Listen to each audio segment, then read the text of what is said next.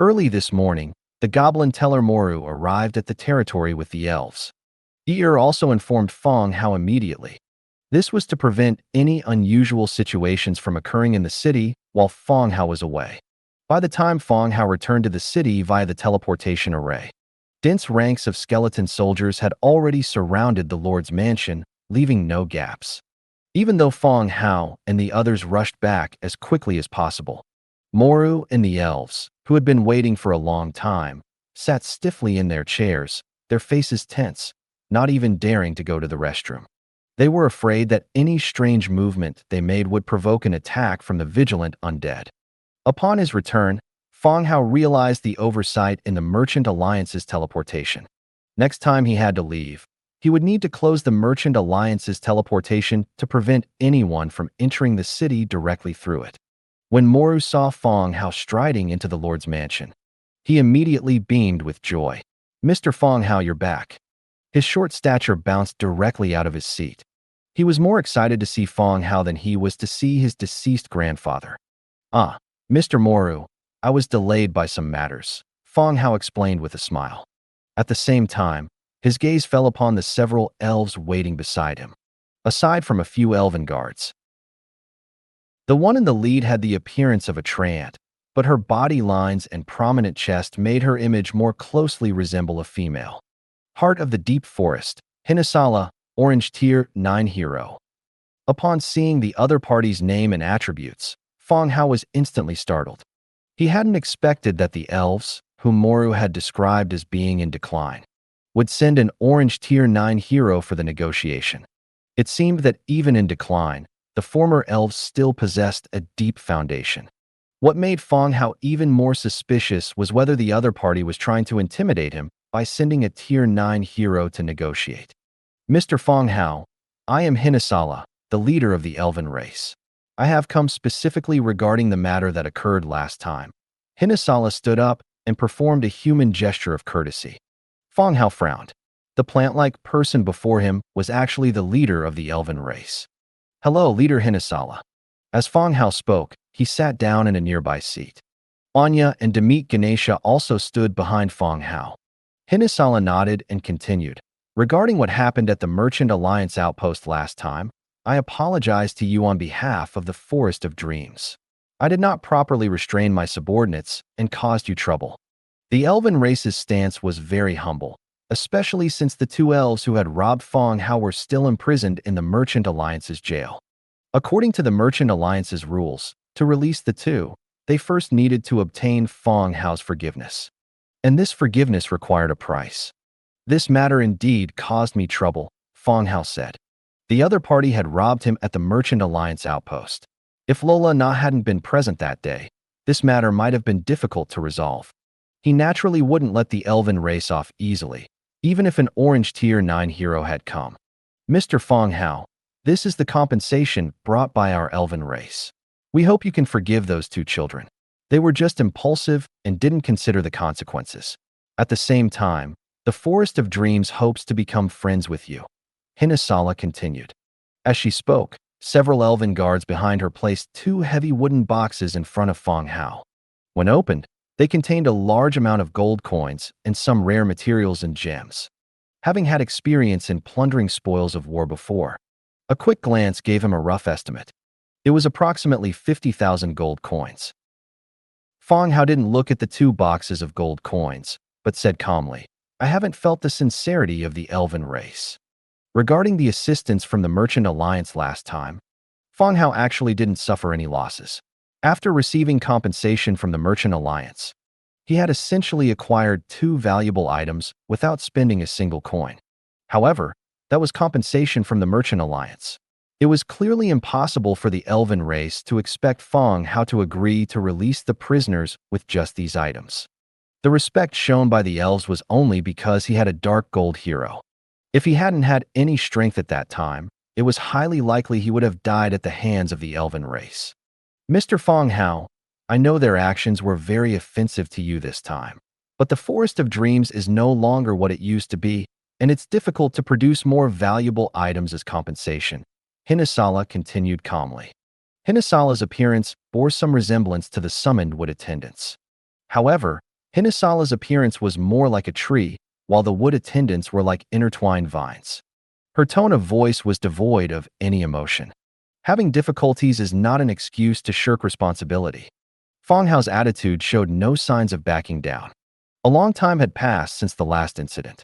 Fang Hao could drag it out, but the elven race didn't have the time to continue delaying. The individuals were still locked up in prison. Moreover, the Merchant Alliance had also put a lot of pressure on the Forest of Dreams, forcing them to quickly reach a settlement with Fang Hao and put an end to this matter. Hinasala fell silent, her gaze directed at the goblin Moru beside her. Moru and Fang Hao had some rapport, and she hoped he could help mediate. Moru also understood the meaning in Hinasala's gaze towards him. After thinking for a moment, he said, "Mr. Fang Hao, the elven race has indeed come with great sincerity. If you have any requests, you can make them, and the elven race will try their best to fulfill them." Fang Hao's territory was developing too quickly. Just outside, he had seen bone dragons continuously transporting various gold and silver artifacts to the territory. Fang Hao didn't care about the compensation brought by the elves at all. Therefore, to resolve this matter, they needed to hear Fang Hao's own opinion. "Mr. Fang Hao, you can state any request you have." Hinasala also followed up. Fang Hao didn't stand on ceremony and said directly, 100,000 oak amber, and this matter will be settled. In the Forest of Dreams, there was a giant oak tree. The oak tree grew in the center of the Forest of Dreams and was the foundation of the elven race's existence. The oak tree's roots secreted a resin that formed amber. This amber possessed strong natural energy. Not only was it a very rare material, but the amber also had the effect of changing soil quality and helping plants grow. It could turn barren land into a magical spiritual field suitable for plant growth. The elven race also relied on amber to expand their living range. Other races in the outside world had only heard of this and rarely saw real amber flowing out. Fang Hao naturally knew the preciousness of amber and directly asked for 100,000, also waiting for the other party to negotiate.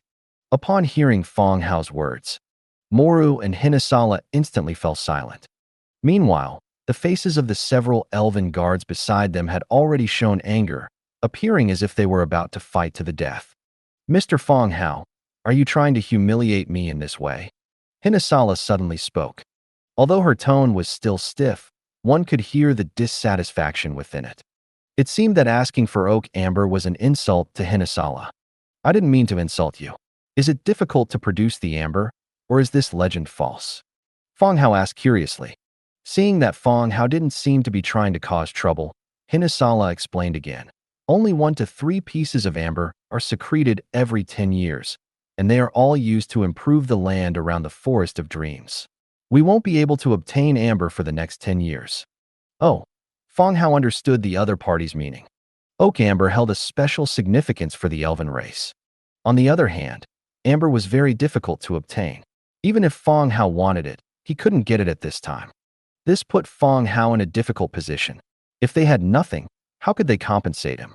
"Mr. Fang Hao, what do you need the amber for? Perhaps we can help in some way," Hinasala continued to ask. "Naturally, it's to improve the cultivated land and increase food production," Fang Hao replied. Upon hearing this, Hinasala said directly, "On this point, perhaps we can discuss it in detail." "Oh, Leader Hinasala, do you have a solution?" Fang Hao asked curiously. Hinasala nodded. "Actually, we have tribesmen who are skilled in planting. We can arrange for them to plant crops for you as compensation." Fang Hao thought for a moment. This was something he needed. "What are their specialties?" "I don't lack ordinary farmers here," Fang Hao asked. "Forest attendants. They can better assist plant growth, with 5 times the efficiency of ordinary human farmers." Upon hearing Hinasala's explanation, Fang Hao's eyes lit up. These forest attendants should correspond to the labor units in the faction. However, the characteristic of the forest attendants was the rapid growth of plants. "That sounds good. How many people does Leader Hinasala plan to arrange to come, and for how long will they work for me?" Fang Hao continued to ask. 2,000 people, for 10 years, Hinasala replied directly. "Okay, I agree. The matter with the elven race is settled. I hope we can cooperate more in the future," Fang Hao readily agreed. Previously, Fang Hao had been unyielding because the other party hadn't offered the compensation he needed. Now he was very satisfied with the idea proposed by the elven race, so he readily agreed. All right, but I require you to be responsible for their safety. If even one person is in danger, I will take everyone back, Hinasala emphasized again. The lifespan of the elven race was also very long. 10 years, in their way of thinking, was not a very long time. Okay, I will arrange for people to provide accommodation and security then. Fang Hao could guarantee this point. The order within the territory had always been good. Good, this matter is settled then. Hinasala was also very satisfied. Moru, who was listening in, also showed a smile at this moment. Like an insurance agent, he took out an agreement from his briefcase and placed it in front of the two of them. Since an agreement has been reached, then sign it, Moru said. Fang Hao looked at the agreement. The content stated that Fang Hao agreed to release the two elves, and in return, he would receive the labor of 2,000 elves for 10 years. After confirming there was nothing unusual, Fang Hao directly signed his name. After Fang Hao, Hinasala also signed her name. The agreement between both parties was completed. Fang Hao had someone bring wine, and the few of them clinked glasses and drank it down. Even Hinasala, with her tree-like body, also drank a glass. The atmosphere after that became much more relaxed. The three of them, representing three forces, chatted about the current situation and discussed some areas for future cooperation. Moru and Hinasala then left Fang Hao's territory with their people through the teleportation array. By then, the elves would also be sent over as soon as possible. In the afternoon, before dinner, Moru, who had left, returned to Fang Hao's territory again. Mr. Fang Hao, the elven race has already taken those two prisoners. The Merchant Alliance will also urge them to send over the 2,000 people they promised. Moru hopped onto a nearby chair and continued.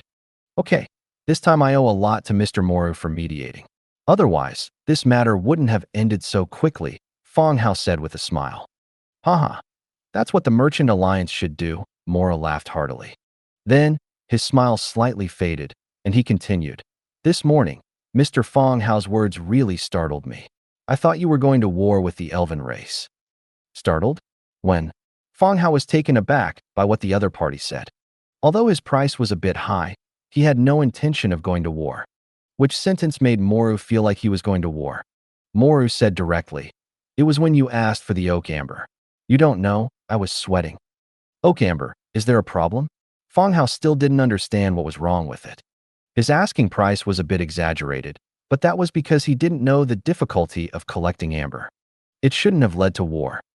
Seeing that Fang Hao was truly puzzled, Moru understood that Fang Hao didn't know the inside story. In fact, it was he who had mentioned the situation in the Forest of Dreams to Fang Hao. You don't know the identity of Hinasala? Moru asked. The leader of the elven race. I know. Hearing Fang Hao's words, Moru knew that Fang Hao was indeed not very clear. He then explained, Hinasala is the oak tree in the Forest of Dreams. Holy cow!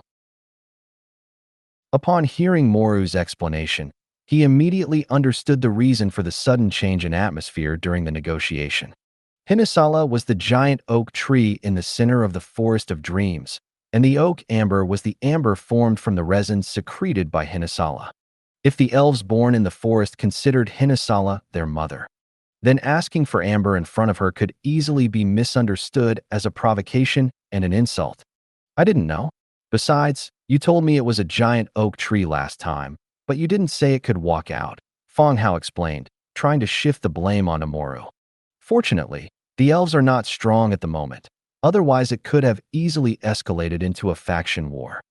So, that oak tree has become a spirit and transformed into a person, is that right? Fang Hao continued to ask. This world had many incredible life forms.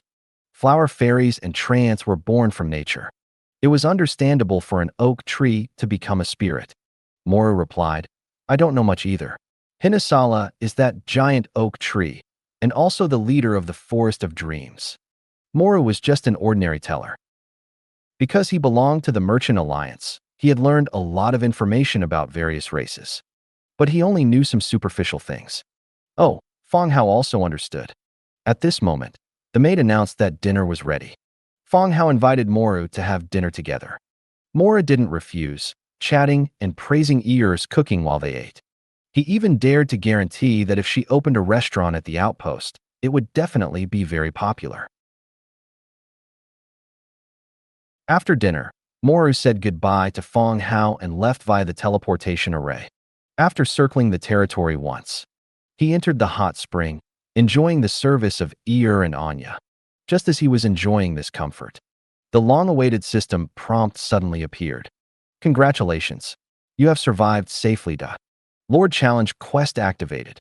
Everyone can optionally participate in the challenge quest. Completing the quest will grant generous rewards. Congratulations, you have safely survived. Lord Challenge mission activated. Everyone can optionally participate in the challenge mission. Completing the mission will yield generous rewards. Challenge mission, Demonic Rat Migration. Mission objective, resist the attack of the demonic rats. Mission description, 3 days from now, the demonic rat army will reappear on this continent. They carry plague and disease and will launch attacks on the territories that accept the mission.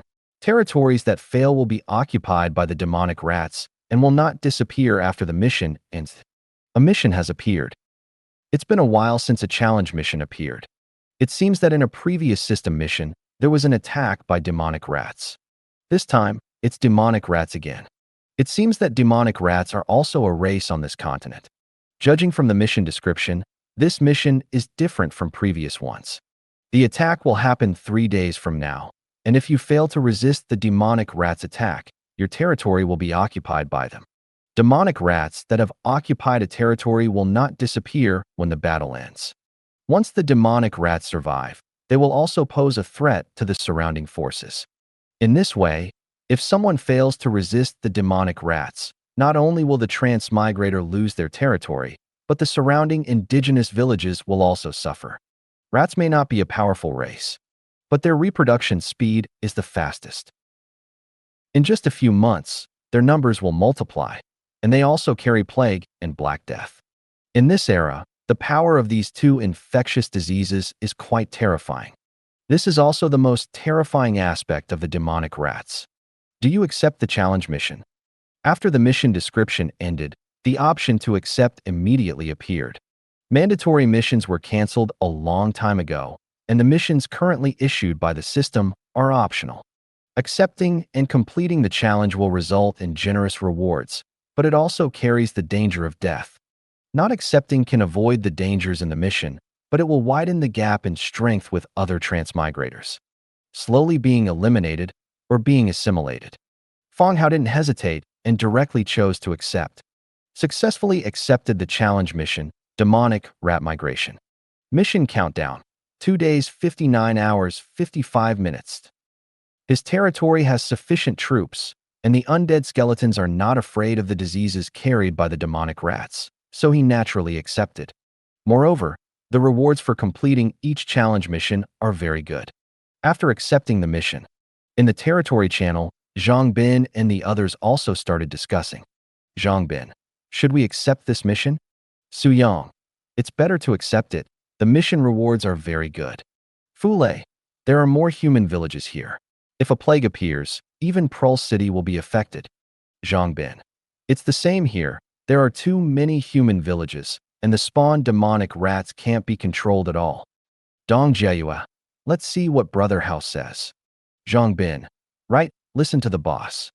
Fang Hao looked at their chat and was also thinking about this matter. Dong Jiayue and Kong Yang's territories are fine. They are far from the indigenous cities, and there are undead armies guarding them nearby. But Zhang Bin, Fu Lei, and Su Yang's territories are difficult to handle. There are human villages and cities nearby. Once the plague carried by the demonic rats spreads among the indigenous people, it will be very difficult to deal with. After thinking for a moment, Fang Hao said, Dong Jiayue and Kong Yang, accept the mission. I will have the undead army near your territories help defend the cities. The others should not accept the mission to avoid problems. Okay, boss. Understood, Brother Hao. Everyone agreed one by one. After Fang Hao made the decision, no one raised any objections. At the same time, Fang Hao's private chat also started ringing. It was Dong Jiayue. Brother Hao, There are 5 affiliated transmigrators in my territory. I want them to participate in the mission as well, Dong Jiayue said. In the past few days, the number of affiliated cities in Dong Jiayue's territory has been increasing, including the 2 female celebrities given to Dong Jiayue last time. 3 more transmigrators have become Dong Jiayue's affiliated cities. Fang Hao also understood her meaning. It has been a long time since a challenge mission appeared. Dong Jiayue also wanted to use this opportunity to quickly improve. Okay, I'll tell Black Sword. You yourselves should be careful of infectious diseases. If you get sick, it will be difficult to deal with, Fang Hao instructed. Understood. Thank you, Brother Hao, Dong Jiayue immediately replied.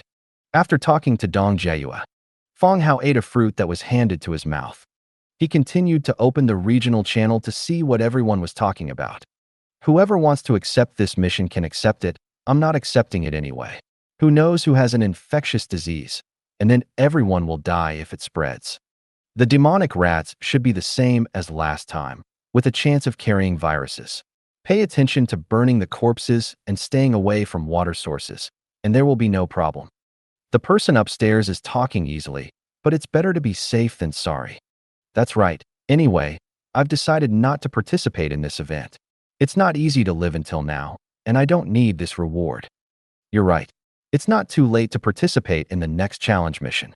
A bunch of little trash, you're already scared. Upstairs is brave. I don't believe you dare to eat shit. I don't believe it either. In the channel, everyone was discussing the demonic rat mission. Those who have survived until now have developed their territories to a certain scale and have some military strength.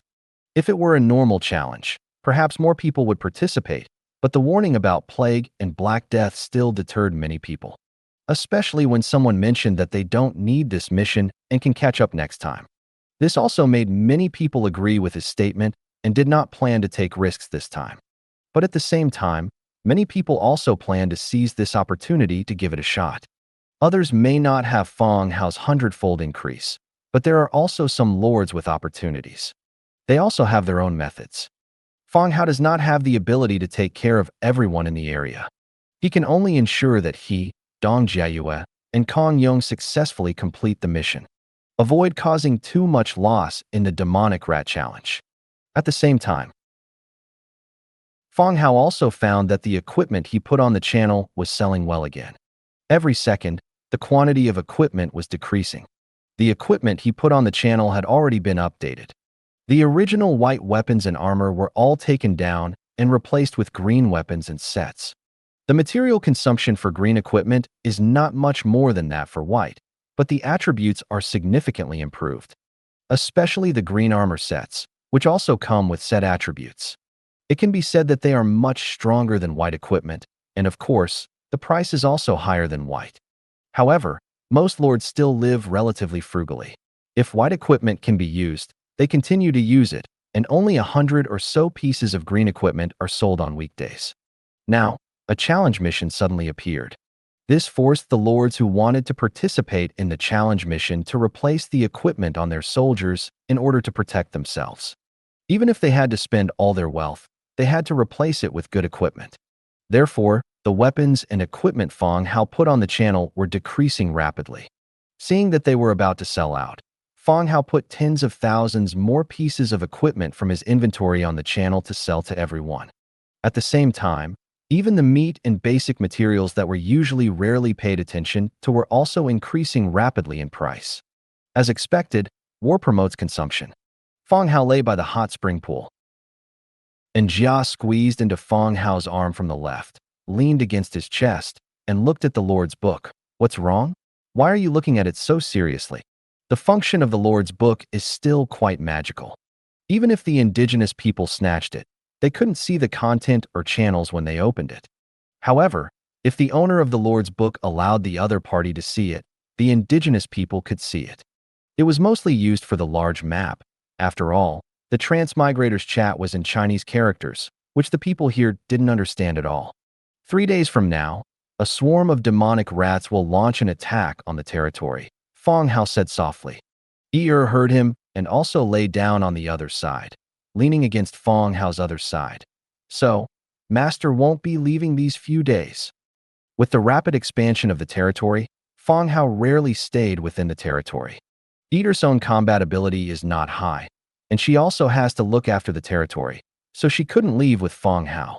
When she learned that Fang Hao would be staying in the territory for the next few days, her face immediately showed a joyful expression. I should be able to stay in the territory until the demonic rats arrive, Fang Hao replied. That's great, Ear immediately exclaimed. Neither Ear nor Jia felt nervous about the impending attack of the demonic rats. After all, the layers upon layers of undead soldiers outside the city were enough to resist the attack of any enemy. Even in the hearts of all the maids, there was no force in this world that could defeat Fang Hao. Fang Hao's heart was ignited by the two of them, and he directly closed the Lord's book. He jumped into the pool and played in the water. The next day, after breakfast, Fang Hao immediately conveyed orders to Black Sword and Bloodhunter. He asked them to dispatch undead soldiers to assist Dong Jieyue and Kong Yong in defending against the challenge mission 2 days later. Kong Yong's side is not difficult. He only has one city, and the undead soldiers stationed in Moonlit Highlands are also very sufficient. There is no need to worry about the danger brought by the demonic rat challenge. What's important is Dong Jieyue's side. In addition to Dong Jieyue's city, she also has 5 affiliated cities under her command, all of which require Black Sword to arrange personnel for defense. After explaining everything, Fang Hao walked out of the hall. He saw a tall troll skeleton hero standing stiffly in front of the Lord's mansion gate.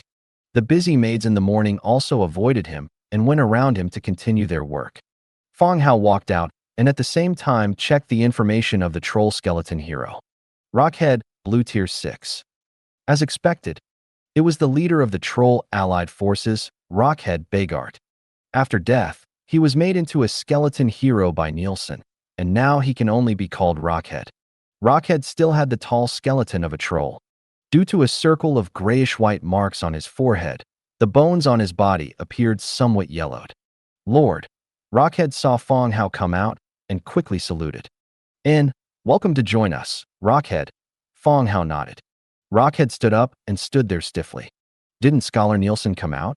Fang Hao continued to ask. No, Scholar Nielsen is working and hasn't come out, Rockhead replied in a deep voice. It seems that Nielsen really doesn't give himself a day off. Rockhead, go to the warehouse to see if there is any suitable equipment for you, and then come back here to see me, Fang Hao continued. Yes, Lord. Rockhead took the order and walked towards the warehouse. Fang Hao immediately checked his attributes. Rockhead, Blue Tier 6. Faction, Undead. Template, Blue. Racial traits, Undead, Hollow Bones, Light Weakness. Legion Talent, Temporary Military Authority, Infantry Commander, Fight or Died. Skills, Boneless Body, Multiple Attacks, Stone Throw / Axe Throw. Innate Abilities, Intermediate Combat Mastery, Advanced Defense Mastery, Advanced Blunt Weapon Mastery, Advanced Shield Mastery. Temporary Military Authority. This unit can temporarily command and incorporate friendly forces during combat, forming a new legion to continue entering the battlefield. Infantry Commander. When this unit commands infantry units, all attributes plus 5%. Fight or Die. The army commanded by this unit is not prone to rout or flee, morale plus 15%. Stone Throw / Axe Throw. When the ranged weapon is a stone or an axe, distance plus 10%, accuracy plus 9%. Stones additionally increase blunt damage. Throwing axes deal plus 5% damage to inanimate defensive structures. Description: the product of the immortal Lich, not recognized by the god of Undead. This hero cannot be leveled up or advanced. Rockhead's attributes were those of a normal troll commander. There was nothing particularly outstanding. The only special thing was the temporary military authority attribute, which could quickly incorporate routed teams, reorganize them, and continue fighting. But this skill was a loophole in the Undead faction. Ordinary skeletons have no morale heroes. Once they enter the battlefield, they fight to the death. So there would be no situation of troops fleeing. This temporary military authority was completely useless. It remains to be seen whether mixed armies of living and undead will be formed in the future. If they can be formed, this skill would be somewhat useful. But the quality of the attributes is not important. The wars within the territory are large-scale battles. The role of heroes is still to provide attributes to the troops they command.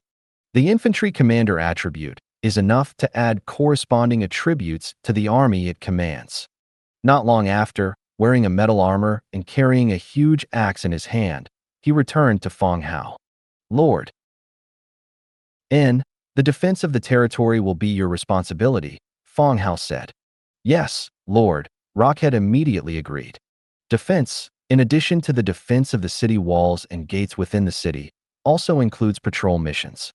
After receiving the order, Rockhead turned and strode away. After seeing Rockhead, Fang Hao directly used Divine Presence to arrive at the Black-Footed Cat village. The current residence of the Black-Footed Cats is the original Kobold village on the north side of the territory. The distance from the main city is not far. Divine Presence landed on a skeleton warrior, and Fang Hao walked directly into the chieftain's hall. The old Black-Footed Cat chieftain, after being informed by his tribesmen, immediately walked out of the room. Lord, the old chieftain immediately said. I have a mission for you, Fang Hao said. Lord, please tell us. We will definitely complete the mission you assigned, the old chieftain guaranteed.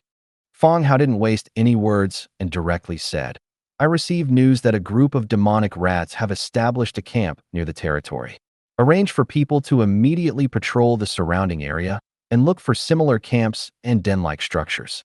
After finding them, record the locations and come back to inform me. According to the hints of previous system missions, enemy camps and strongholds would appear in advance after the mission was announced. Transmigrators could use this to determine the direction of the enemy's attack and make some preparations before the battle. Okay, Lord, can I let Luo Li lead the team? The old man asked. You arrange it yourselves? I want detailed and accurate information, and not a single location can be missed. Feeling Fang Hao's seriousness, the old man did not dare to be negligent in any way. Understood, Lord. Fang Hao nodded and directly dispelled the Divine Presence skill. The Blackfoot Cat tribe is small in stature, but possesses strong reconnaissance and tracking abilities. The village construction has also been completed. Fang Hao then assigned them the task of finding the spawn points of the demon rats. They are quick and more meticulous. After giving instructions to the Blackfoot Cats, Fang Hao continued to check the material inventory in the warehouse. During the production in the Dwarf's Mountain Belly Great Furnace, 4,045 pieces of fine iron had been forged. To better cope with the demon rat attack the day after tomorrow, Fang Hao still decided to first produce a batch of Temple Guard set to equip an elite unit specifically to protect the safety of the territory. He came to the open space outside the city. Fang Hao opened the Lord's book and found the Temple Guard equipment blueprints. Temple Guard spaulders, 8 cast iron blocks, 5 fine iron, 10 thick tough leather, 12 thread, 10 metal parts, 3 mithrilda. Temple Guard boots, 6 cast iron blocks, for fine iron, 8 thick tough leather, 15 thread, 12 metal parts, 2 mithrilda. Temple Guard breastplate, 12 cast iron blocks, 8 fine iron, 15 thick tough leather, 22 thread, 18 metal parts, for mithrilda. Temple Guard helmet, 8 cast iron blocks, 6 fine iron, 12 thick tough leather, 10 thread, 15 metal parts, 5 mithrilda. Start production. Hundredfold amplification triggered. Obtained 10100 Temple Guard spaulders. Hundredfold amplification triggered. Obtained 10,100 Temple Guard boots. Hundredfold amplification triggered. Obtained 10,100 Temple Guard breastplates.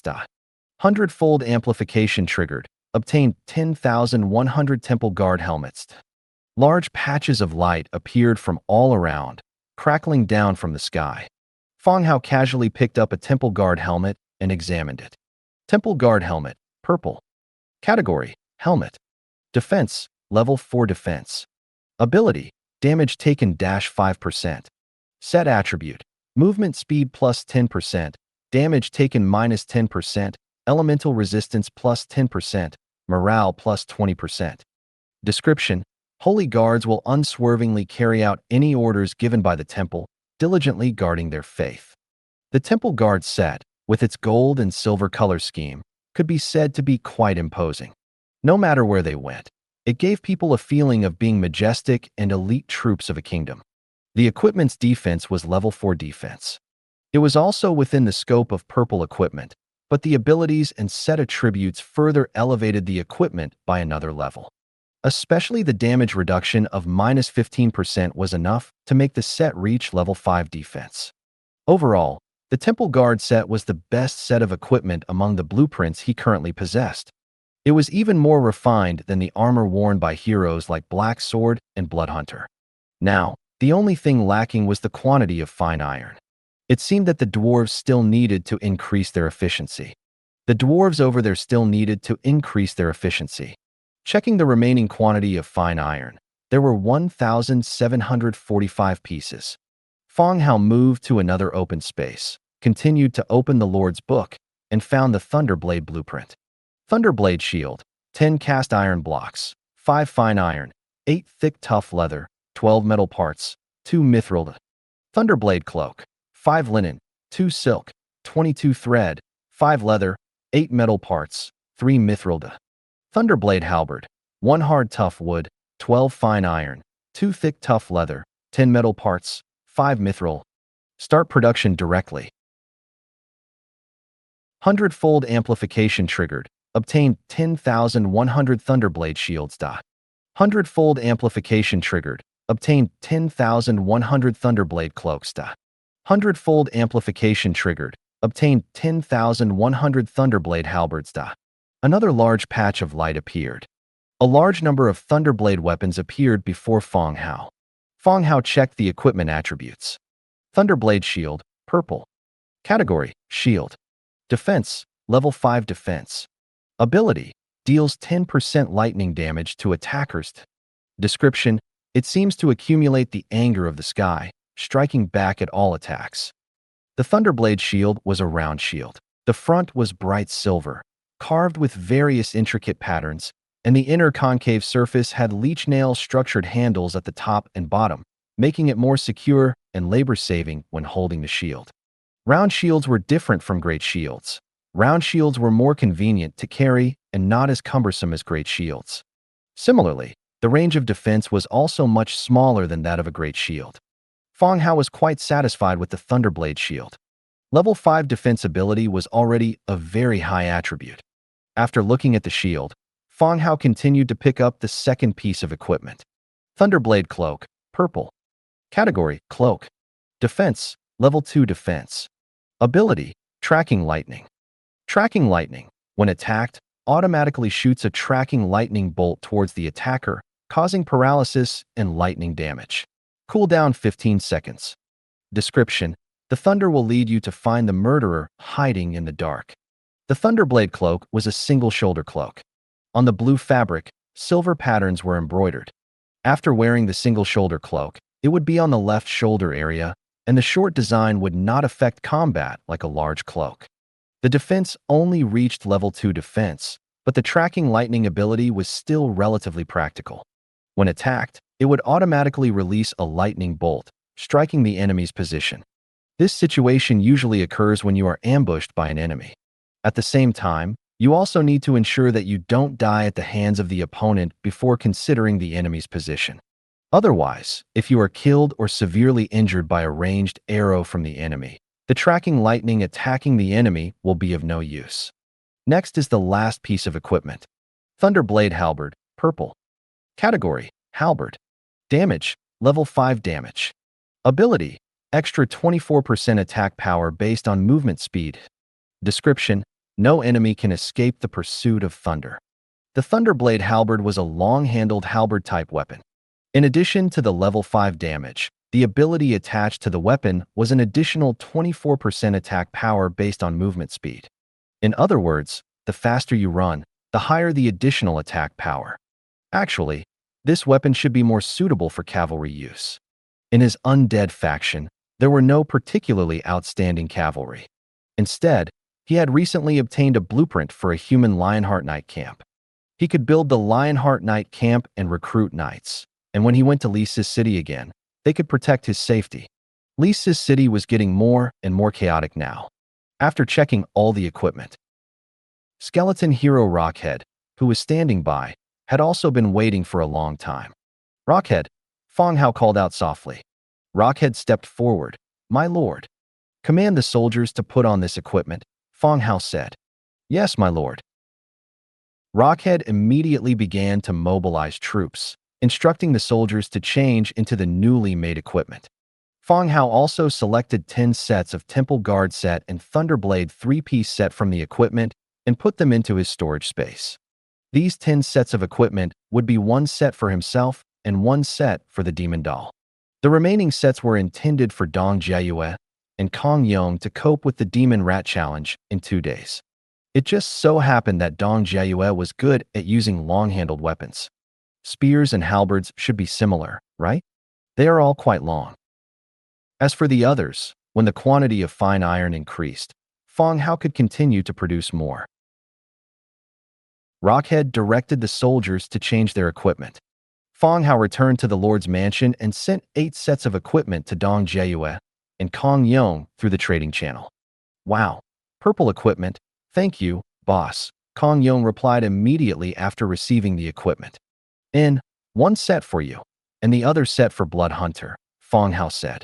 Understood, thank you, boss, bowing to the boss. Kong Yong's territory was in glorious Moon Plateau. There were no villages there and no very strong enemies. There was no danger and no opportunity, and there were not many soldiers in the city, and they were all wearing white and green equipment. This time, getting a set of purple equipment felt like a dream. At the same time, Dong Jiayue also received Fang Hao's equipment, but her attitude was much calmer. Thank you, Brother Hao, Dong Jiayue said. In, 1 set for you, and send the rest to Black Sword and the other heroes. Be careful, Fang Hao said again. Okay, Brother Hao. After a simple reply, the conversation between the two was also ended. In the afternoon, Luo Li came to report on the reconnaissance of the demon rat spawn points. My lord, we have discovered 4 large underground cave clusters outside the city. Each location has hundreds of individual caves. We checked, and the caves are wrapped in energy and cannot be entered, Luo Li said, handing over a map. The map was hand-drawn, with Fang Hao's city in the center. In the southeast, southwest, and northwest directions of the city, 4 locations were marked, representing the positions of the 4 underground cave clusters. And what Luo Li mentioned, that the caves were protected by energy and could not be entered. It meant that the mission time had not yet arrived. Only when the mission time arrived would monsters spawn in the caves. Just as Fang Hao was about to ask Luo Li to take him to see the strange caves, Yi'er's voice came from the kitchen, notifying everyone that dinner was ready. In an instant, Luo Li immediately darted into the dining room and sat down obediently in a seat. The speed was so fast that Fang Hao didn't react for a moment. At this time, Fang Hao realized this Luo Li had come just in time for dinner, waiting to get a free meal here. Fang Hao put away the map and also went to the dining room to eat with everyone. Jia also came downstairs, and Luo Li and Jia also started chatting in low voices. After dinner, Luo Li took Fang Hao and others to an underground cave cluster. They passed through the forest and arrived at the cluster Luo Li mentioned. Looking around, the ground was covered with numerous earth holes, each with a diameter of nearly 1 meter. The entrances were reinforced with several roots and broken stones, and the cave walls on both sides were also very rough. It could be confirmed that these earth holes were the spawn points for the demon rats in this demon rat migration mission. Otherwise, with so many earth holes here, Fang Hao wouldn't have failed to discover them before. The earth holes were protected by some unknown energy, and even if stones were thrown in, they would be bounced back by the energy. The inside of the cave was completely dark, and it was impossible to see where it led or if there were already demon rats inside. These are the places you said enemies would appear, crawling out of the ground. And Jia asked curiously. Luo Li checked. There are a total of 4 such cave clusters, Fang Hao replied. Fang Hao also told Dimika and Rockhead about the demon rat attack on the territory. My lord, what do you mean? Dimika continued to ask. Fang Hao thought for a moment and said, the defensive forces in the area are sufficient. I plan to have the four of us each lead an army and prepare in advance. When the enemy appears, we will immediately counterattack. His idea was very simple. His advantage over others was the number of troops. Other lords might need to rely on the city as a defensive stronghold, gather troops, and eliminate the attacking enemies. But Fang Hao didn't need to do that at all. Since he knew the enemy spawn points in advance, it would be better to set up an ambush first and eliminate the enemy the moment they appeared. Moreover, there were 3 hero commanders in the city, plus himself, just enough to defend the 4 cave clusters. I agree with your idea, my lord. This will also prevent the enemy from collapsing and fleeing, affecting the surrounding villages, Dimitka said in agreement. And Jia and Luo Li were chatting on the side, and Rockhead stood stiffly beside them, not intending to express any opinion. Fang Hao then said directly, Dimitka will be responsible for the enemy's stronghold in the south, and Jia will be responsible for the west, Rockhead will be responsible for the north, and I will be responsible for the east. Are there any problems? Yes, my lord. No. The 3 replied one by one. This distribution also had Fang Hao's own thoughts. The south was close to the human city of Prul, and to prevent any problems, the strongest Dimitka was assigned to be responsible for the south. The woodlands in the west were difficult to traverse, and there was a mountainous area where cannibals once lived. And Jia had the pathfinding skill, and special terrain would not affect the army's speed. There was not much difference between the remaining north and east. Fang Hao chose the east for himself and assigned the north to Rockhead. Seeing that the 3 had no objections, Fang Hao said, Okay, let's do it this way for now. The demon rats will attack the day after tomorrow. After returning, prepare the troops according to the strength and go to your respective locations to set up defenses. Yes, my lord. Everyone returned to the city, and the troops outside the city began to mobilize quickly. Fang Hao also mobilized 200,000 troops and went directly to the cluster on the east side. At the same time, the Copper Bull city near the east side also arranged a large number of Minotaur guards to help Fang Hao transmit orders. After all, the number of troops was simply too large. It was difficult for such a large army to move solely relying on Fang Hao. For the other 3 locations, personnel were also mobilized from nearby cities to help Dimitka and others set up defenses. First, the skeleton warriors were arranged in a semicircle, completely surrounding the caves. The first row was skeleton warriors, and the second row was spearmen. Sharp, long spears were thrust out from the gaps in the shields, pointing forward. The second and third rows were archers, but this time Fang Hao equipped the archers with white steel flintlocks and doomstrike crossbows. In this kind of medium-range encirclement battle, the power and accuracy of flintlocks could be better demonstrated. The crossbows, during the reloading time of the flintlocks, filled in the empty output time. Behind the archers, grave guards with 2-handed swords were also arranged, ready to respond in time in case of any accidents. Further back were the mages, bone dragons, Nisbet, and 50,000 skeleton giant bats. Fang Hao continued to produce a large number of chevaux de frise and traps. They were placed at the very front of the formation. Everything was ready, just waiting for the mission to begin. 2 days later, the countdown to the Ratman's relocation had only 1 hour and 32 minutes remaining. The setting sun cast a red glow across the horizon. The demon puppet sat upright on horseback, waiting for the mission to begin. My lord, everything is ready.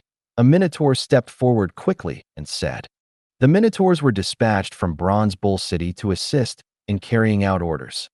They were not needed for direct combat. All right, light the torches in advance and have everyone enter a state of readiness, Fang Hao said calmly. Immediately, someone walked into the underground cave gathering area and lit the iron barrels that had been prepared beforehand. The fuel in each iron barrel was ignited. The orange firelight illuminated the entire cave area. The mission was not taking place during the day. It was already dusk and would soon be night. At that time, firelight would be needed to illuminate the battlefield. Time passed little by little. Soon, Fang Hao received a system notification sound. Ratman relocation, mission start. Prepare to face the enemy, Fang Hao shouted. Hearing Fang Hao's words, the Minotaur beside him immediately fired a signal flare into the air. An orange light burst in the sky, signaling everyone to enter combat readiness. Orders were passed down one by one. Swish, swish, swish. The first two rows of shield formations and spearmen, under command, half-crouched. The skeleton archers behind them pointed their cold white steel muskets forward from above the formation. The sky grew darker, and the burning iron barrels crackled. Everyone stared ahead. But the location of the target cave remained completely silent. Just as Fang Hao thought he had chosen the wrong location, faint sounds began to come from the front. Following that, the faint sounds became clearer, as if countless creatures were continuously crawling through underground tunnels, getting closer and closer, louder and louder. Suddenly, from one of the cave entrances, a rat man about 1.2 to 1.3 meters tall, wearing tattered linen clothes and covered in gray fur, leaped out. The rat man held a large saber covered in cracks. Its green eyes curiously scanned the surroundings. Following that, one rat man after another leaped out from the underground tunnels. Ratmen should possess a certain degree of night vision, and their gaze quickly fell upon the undead legion assembled in formation directly in front of them. Yeah! The rat man jumped and shrieked. Bang! A gunshot rang out. The musket ball directly pierced the abdomen of the rat man, who was raising its saber and shouting randomly. Inertia carried it back several steps before it fell to the ground, howling in pain. The ratmen beside it, who had been full of excitement, immediately quieted down. They looked in surprise at their companion lying in a pool of blood. Bang, bang, bang. There were several more loud bangs, and more ratmen were struck down by muskets. Only then did they belatedly realize. These were weapons being shot at them by the undead from a distance. After a round of gunfire, a volley of dense crossbow bolts followed. The ratmen who had just emerged and had not yet assembled were struck down in large numbers in the blink of an eye. The ratmen stared blankly at their fallen companions.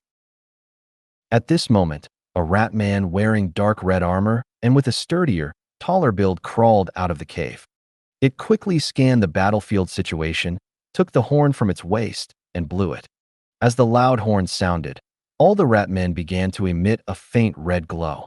Their bodies slightly hunched, their faces showing brutality and ferocity, and saliva drooling from their mouths. They had clearly entered a bloodthirsty state.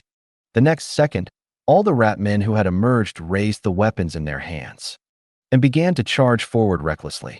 Madness, ferocity, appeared on every single rat man. Fang Hao remained seated on horseback, his expression calm. The previous 2 rounds of shooting were also ordered by Fang Hao. The purpose was to attract the ratmen's attention so they wouldn't lose direction and run in other directions, which would make them difficult to catch. At this moment, Fang Hao's goal had been achieved. Not only had he attracted their attention, but they had also entered a state of furious madness. As the ratmen approached, Fang Hao could also see the enemy's names and attributes. Those dressed simply, holding wooden sticks and animal bones as weapons, were called slave rat, tier 2. Those wearing linen clothes, with a few occasionally wearing leather armor, were vanguard rat, tier 3. Behind them were clan warrior rat and clan spearman rat, better equipped and reaching tier 4 and tier 5. It could be seen that rat men were a race with multiple professions. However, their weapons and equipment were poorly maintained and very worn out. This should be related to the name provided by the system. Ratmen relocation. It seemed the ratmen had lost their city and dwelling place, and were outside looking for a new settlement. Watching the ratmen charge, Fang Hao ordered, "Beat the drums." Dong dong dong. The war drums sounded, and a gray-white halo enveloped the entire undead formation. In the night, the ratmen army grew larger and larger, and the momentum of their charge was considerable. The ratmen at the very front had already reached the barricades that had been set up. They raised the weapons in their hands and began to dismantle the obstacles placed along the path. Pass down the order, free fire. Yes, my lord. The messenger immediately relayed the order. Following that, gunshots as dense as raindrops came from all around. The sound of muskets echoed across the entire land. At this distance, the power of the muskets could be fully unleashed. Large numbers of rat men had bloody holes torn in their bodies and fell into pools of blood, howling miserably. Many ratmen had their limbs directly broken by the musket balls. Blood and shredded flesh flew everywhere. And under the gunfire, crossbow bolts were also continuously fired, killing the approaching enemies. Just the first round of shooting created a direct vacuum zone in front of the barricades. The fall of the first wave of ratmen did not affect the ratmen behind them.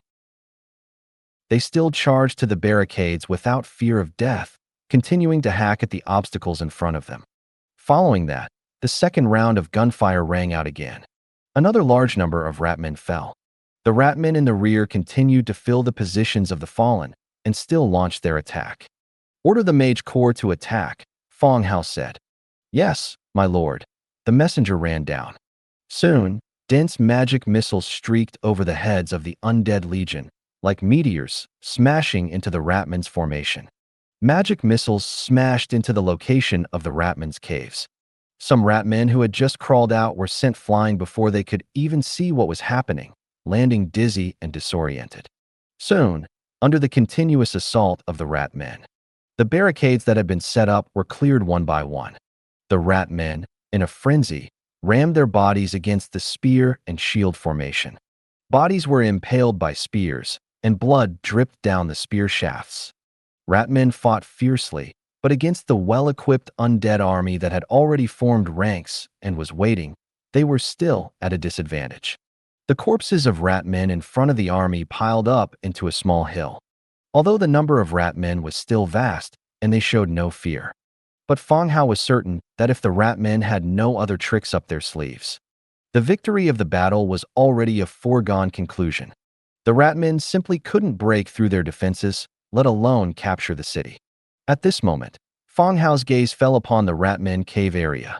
He saw the ratman leader wearing dark red armor gathered with several other ratmen, communicating about something. It seemed they also realized the chances of winning were slim and were discussing a new strategy. Due to the distance, Fang Hao could not view the ratman leader's information. But judging from their communication actions, they should possess high intelligence, smarter than the other ratmen who only knew how to charge. Soon, the several ratmen finished their discussion. A small squad of ratmen wearing black cloaks began to leave from the flank of the formation, intending to depart the main battlefield and use the cover of night to carry out another mission. Fang Hao saw the intention of this small squad and naturally would not let them succeed. He said to the minotaur beside him, "Have someone ride the bone dragon and take the skeleton giant bats to clear out that ratman squad. Don't let any of them escape. After clearing them out, start patrolling the surrounding area. Any ratmen attempting to leave the main battlefield are to be killed." "Yes, my lord." The messenger immediately relayed the order. From the rear of the army, a bone dragon soared into the sky, followed by swarms of skeleton giant bats, flying towards the departing ratman squad. Within their line of sight, the ratman squad wearing black cloaks and intending to leave was surrounded by skeleton giant bats and directly gnawed into a pile of white bones. Following that, the giant bats began patrolling around the battlefield. As soon as any ratmen were found attempting to leave the battlefield, they would immediately attack and kill them all. Fang Hao looked back at the ratman leader. He had originally thought that after the people he sent out were killed, the leader would become angry and embarrassed. He didn't expect the other party to remain calm, giving one order after another to the ratmen. This made Fang Hao feel something was off. He had a feeling the other party had another plan. What just happened was just a simple probe. "Lightning strike, speed up the battle rhythm," Fang Hao ordered again. No matter what scheme the other party had, as long as these ratmen were directly killed, this battle would not fail. Receiving Fang Hao's order, in the hands of all the skeleton warriors, streaks of lightning javelins appeared. With a single command, they were directly hurled forward. Inside the Lord's mansion, Fang Hao's body sat on the bone throne, simultaneously controlling the demon puppet to command the army in battle and using the Lord's book to understand the battle situations of Dong Jiayue and Kong Yong. With continuous practice, Fang Hao became increasingly proficient at controlling two bodies and multitasking. As long as it wasn't a highly intense real-time battle, controlling two bodies simultaneously was not a problem. "Boss, everything is fine on my end. The Blood Hunt leader is fighting, and we are just watching from the city wall." The The Ratmen are basically wiped out. Kong Yong sent back a message. Okay, be careful, Fang Hao said. At the same time, Dong Jiayue also replied with information. Brother Hao, the situation on my end is a bit chaotic, and the battle range is quite large, but it's still within a controllable range. Black Sword and Giant Wall, a few leaders, are all commanding the battle. At the same time, Dong Jiayue also shared those two photos. What was recorded on them were scenes of the Undead and Ratmen fighting. Judging from the shooting location, Dong Jiayue should have been in the ranks of the Undead army, not hiding in the city. Dong Jiayue had more affiliated cities to accept missions in, so fighting was naturally not as simple as Kong Yong, who only defended one city. Although there were many, the number of undead troops and heroes stationed on Dong Jiayue's side was also large. There should be no problem. Okay, be extra careful. Report any problems to me in time, Fang Hao instructed again. Okay, Brother Hao. It shouldn't be a big problem. If I weren't afraid of these rat men having bacteria on them, I feel like I could fight a battle with them myself, Dong Jiayue said defiantly. Forget it. If you get injured, you'll be the one suffering. Hee, I was just saying. After ending the chat with the two of them, Fang Hao took another look at the regional channel.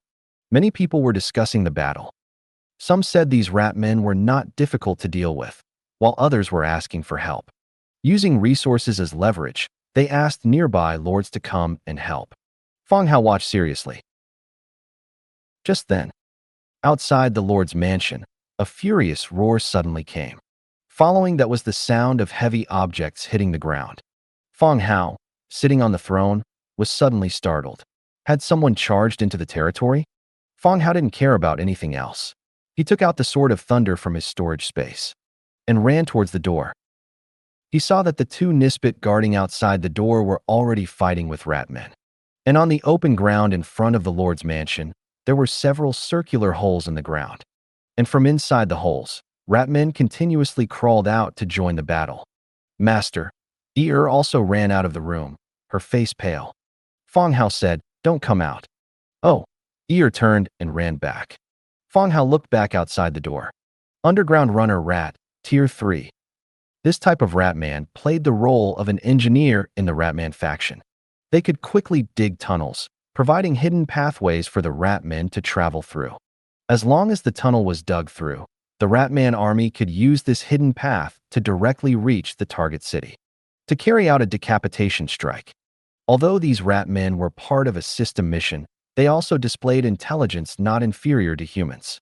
If the transmigrators hadn't prepared in advance and hadn't given the Ratmen time to assemble and command, it was likely the transmigrator side would not have gained any advantage and the mission failure rate would have doubled at that time. More and more Ratmen poured into the city through the tunnels.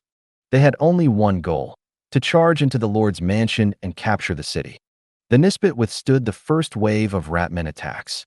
The defending soldiers in the city also rushed over from all sides. After surrounding the Lord's mansion, they began to cut down the Ratmen who had charged in.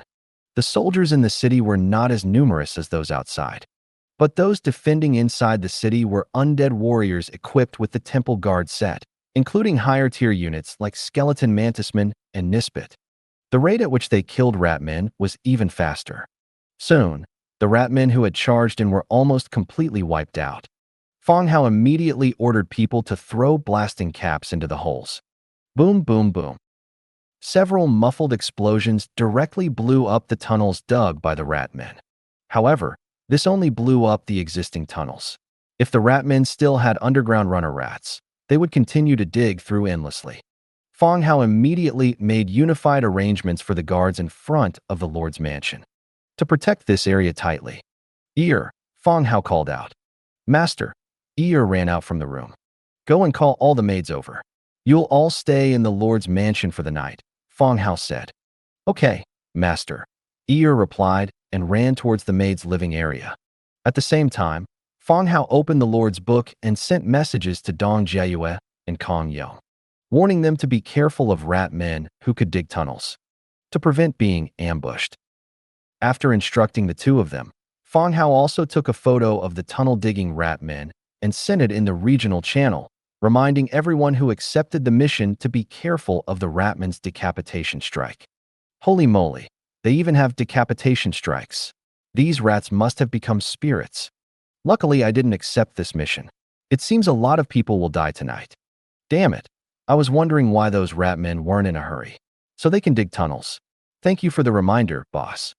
Thank you for the reminder, boss Fang Hao. Everyone was talking back and forth. Fang Hao didn't have time to reply to them. He closed the Lord's book and saw Yi leading a group of maids running towards him. Late at night, it was already time for rest.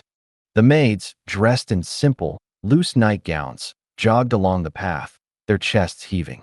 They skirted around the bodies in front of the door and entered the Lord's mansion. Master.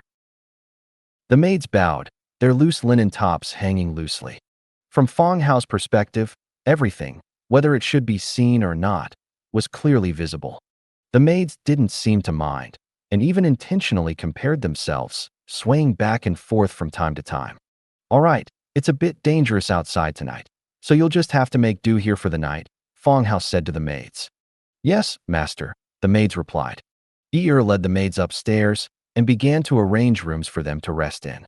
The Lord's mansion had already been upgraded to level 10, and the number of rooms had increased significantly. With a few people per room, there were enough for all the maids to rest. The maids had just gone upstairs. Outside the door, the sound of digging in the dirt began to be heard. Looking out, they saw more than a dozen underground runners digging holes and rushing out. Following behind them were Ratman warriors. The undead warriors guarding in front of the Lord's mansion immediately began to fight with these Ratmen. NI-49, you are in charge here, Fang Hao ordered. NI-49 replied, Yes, sir. Fang Hao looked in the other directions and then said, NI-50, you take a team to the Organ Museum to protect the safety of Scholar Nelson. Apart from the skeleton craftsmen living in the production and processing area, closest to the central area was Nelson's Organ Museum, and although no sounds of battle were heard, they had to be careful that the underground runners wouldn't deviate and dig towards the Organ Museum. For safety reasons, it was better to have an I-50 take a team to protect Nelson and the Undertaker priests. Yes, sir. An I-50 agreed and led the troops towards the Organ Museum. According to the original plan, Nisbet was supposed to undergo the hero assessment yesterday. But when Fang Hao learned of this mission, he postponed the assessment time. The idea behind this was to use Nisbet's Soul Devour skill to boost his attributes as much as possible and increase his chances of passing the trial. Soul Devour allows him to devour the souls of enemies after killing them, increasing his own strength. This ability needs to be honed on the battlefield. The more people he kills, the more his own strength will increase. Therefore, apart from NI-49 and NI-50, who were guarding outside the Lord's mansion, the remaining Nisbets in the main city were dispersed and sent to the 4 battlefields resisting the Ratmen. They would rely on killing Ratmen to improve some attributes. After giving the orders and ensuring that even if the Ratmen dug tunnels, they couldn't get into the Lord's mansion, Fang Hao returned to his room with peace of mind, as more of his energy needed to be focused on the main battlefield. Only by winning the main battlefield could this battle truly end. Sitting back on the bone throne, Fang Hao's consciousness returned to the battlefield on the east side of the city. Bang, bang, bang. Ratmen with bodies approaching that of young calves directly crashed into the Undead's shield formation. Their swinging arms sent the shield-bearing Undead flying. Like enraged gorillas, they charged headlong into the ranks. Demolition Rat, Tier 8. These demonic rats had exceptionally strong bodies. Long, grayish-white fur and exaggerated bulging muscles.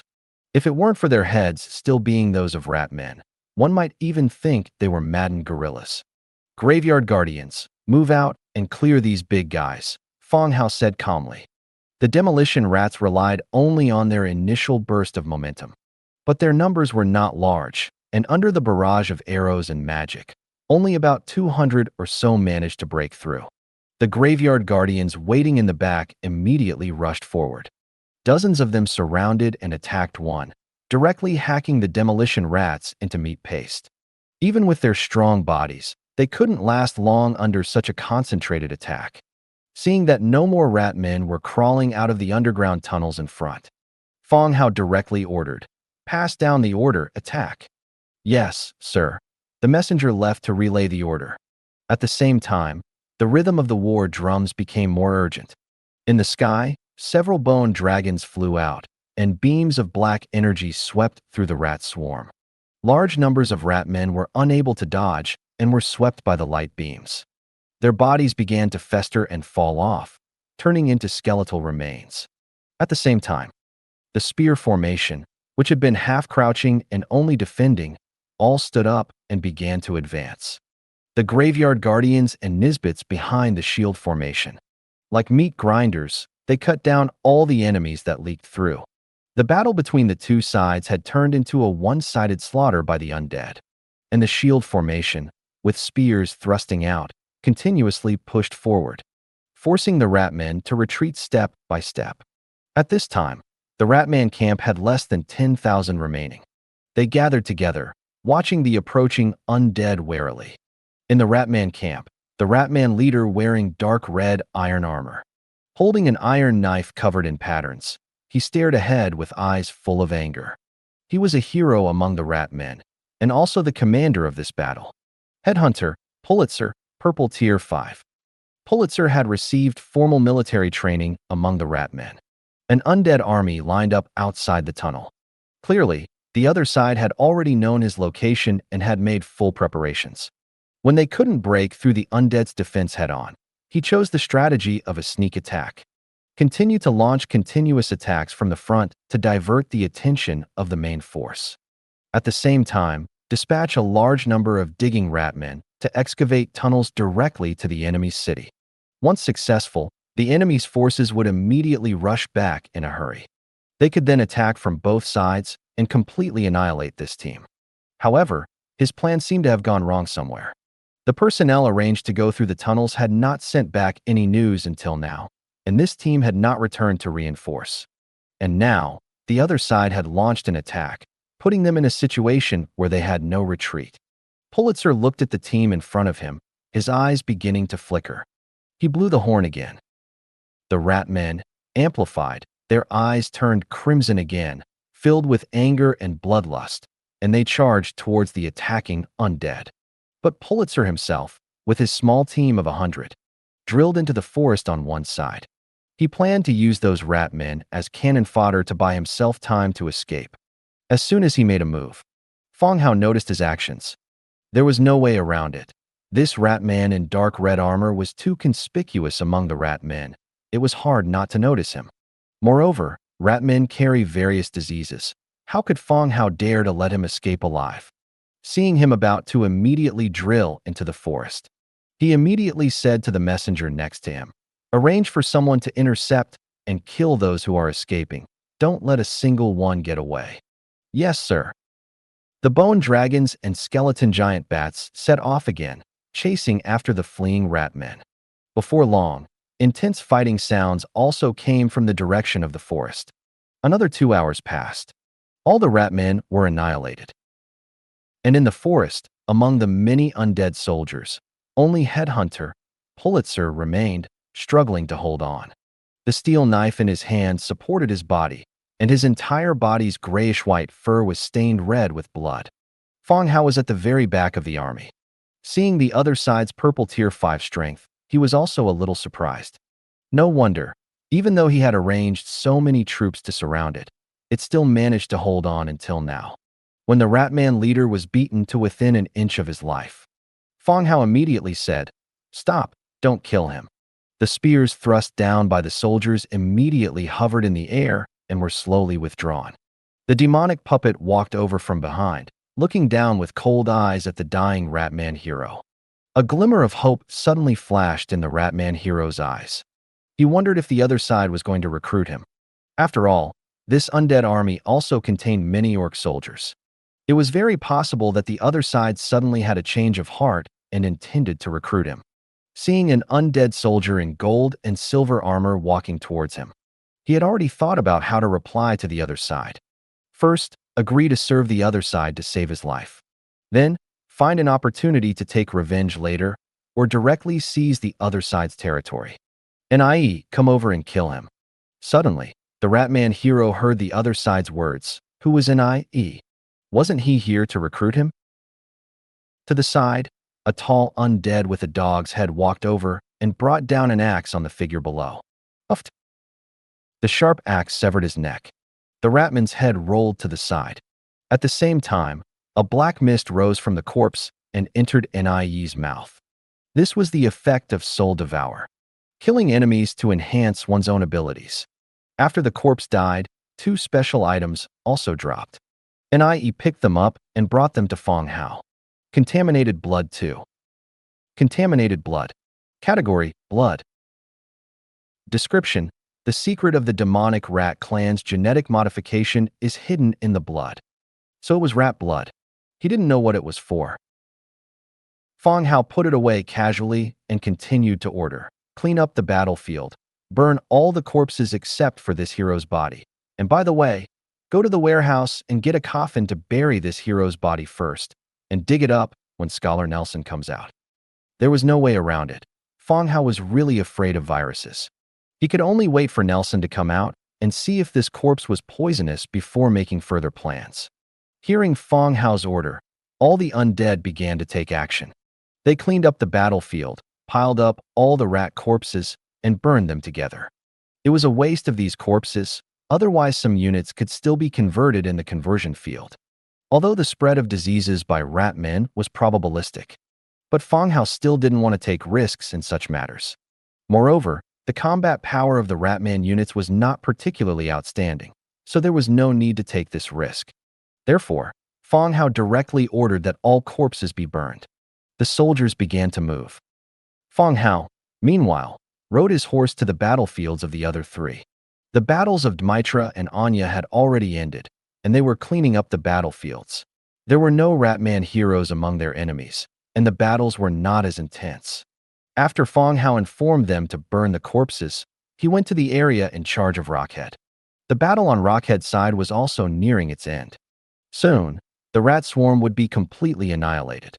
After instructing Rockhead not to forget to burn the corpses, he also returned to the territory. On the throne, Fang Hao put away the demonic puppet and then inquired about the situation of Dong Jiayue and Kong Yo.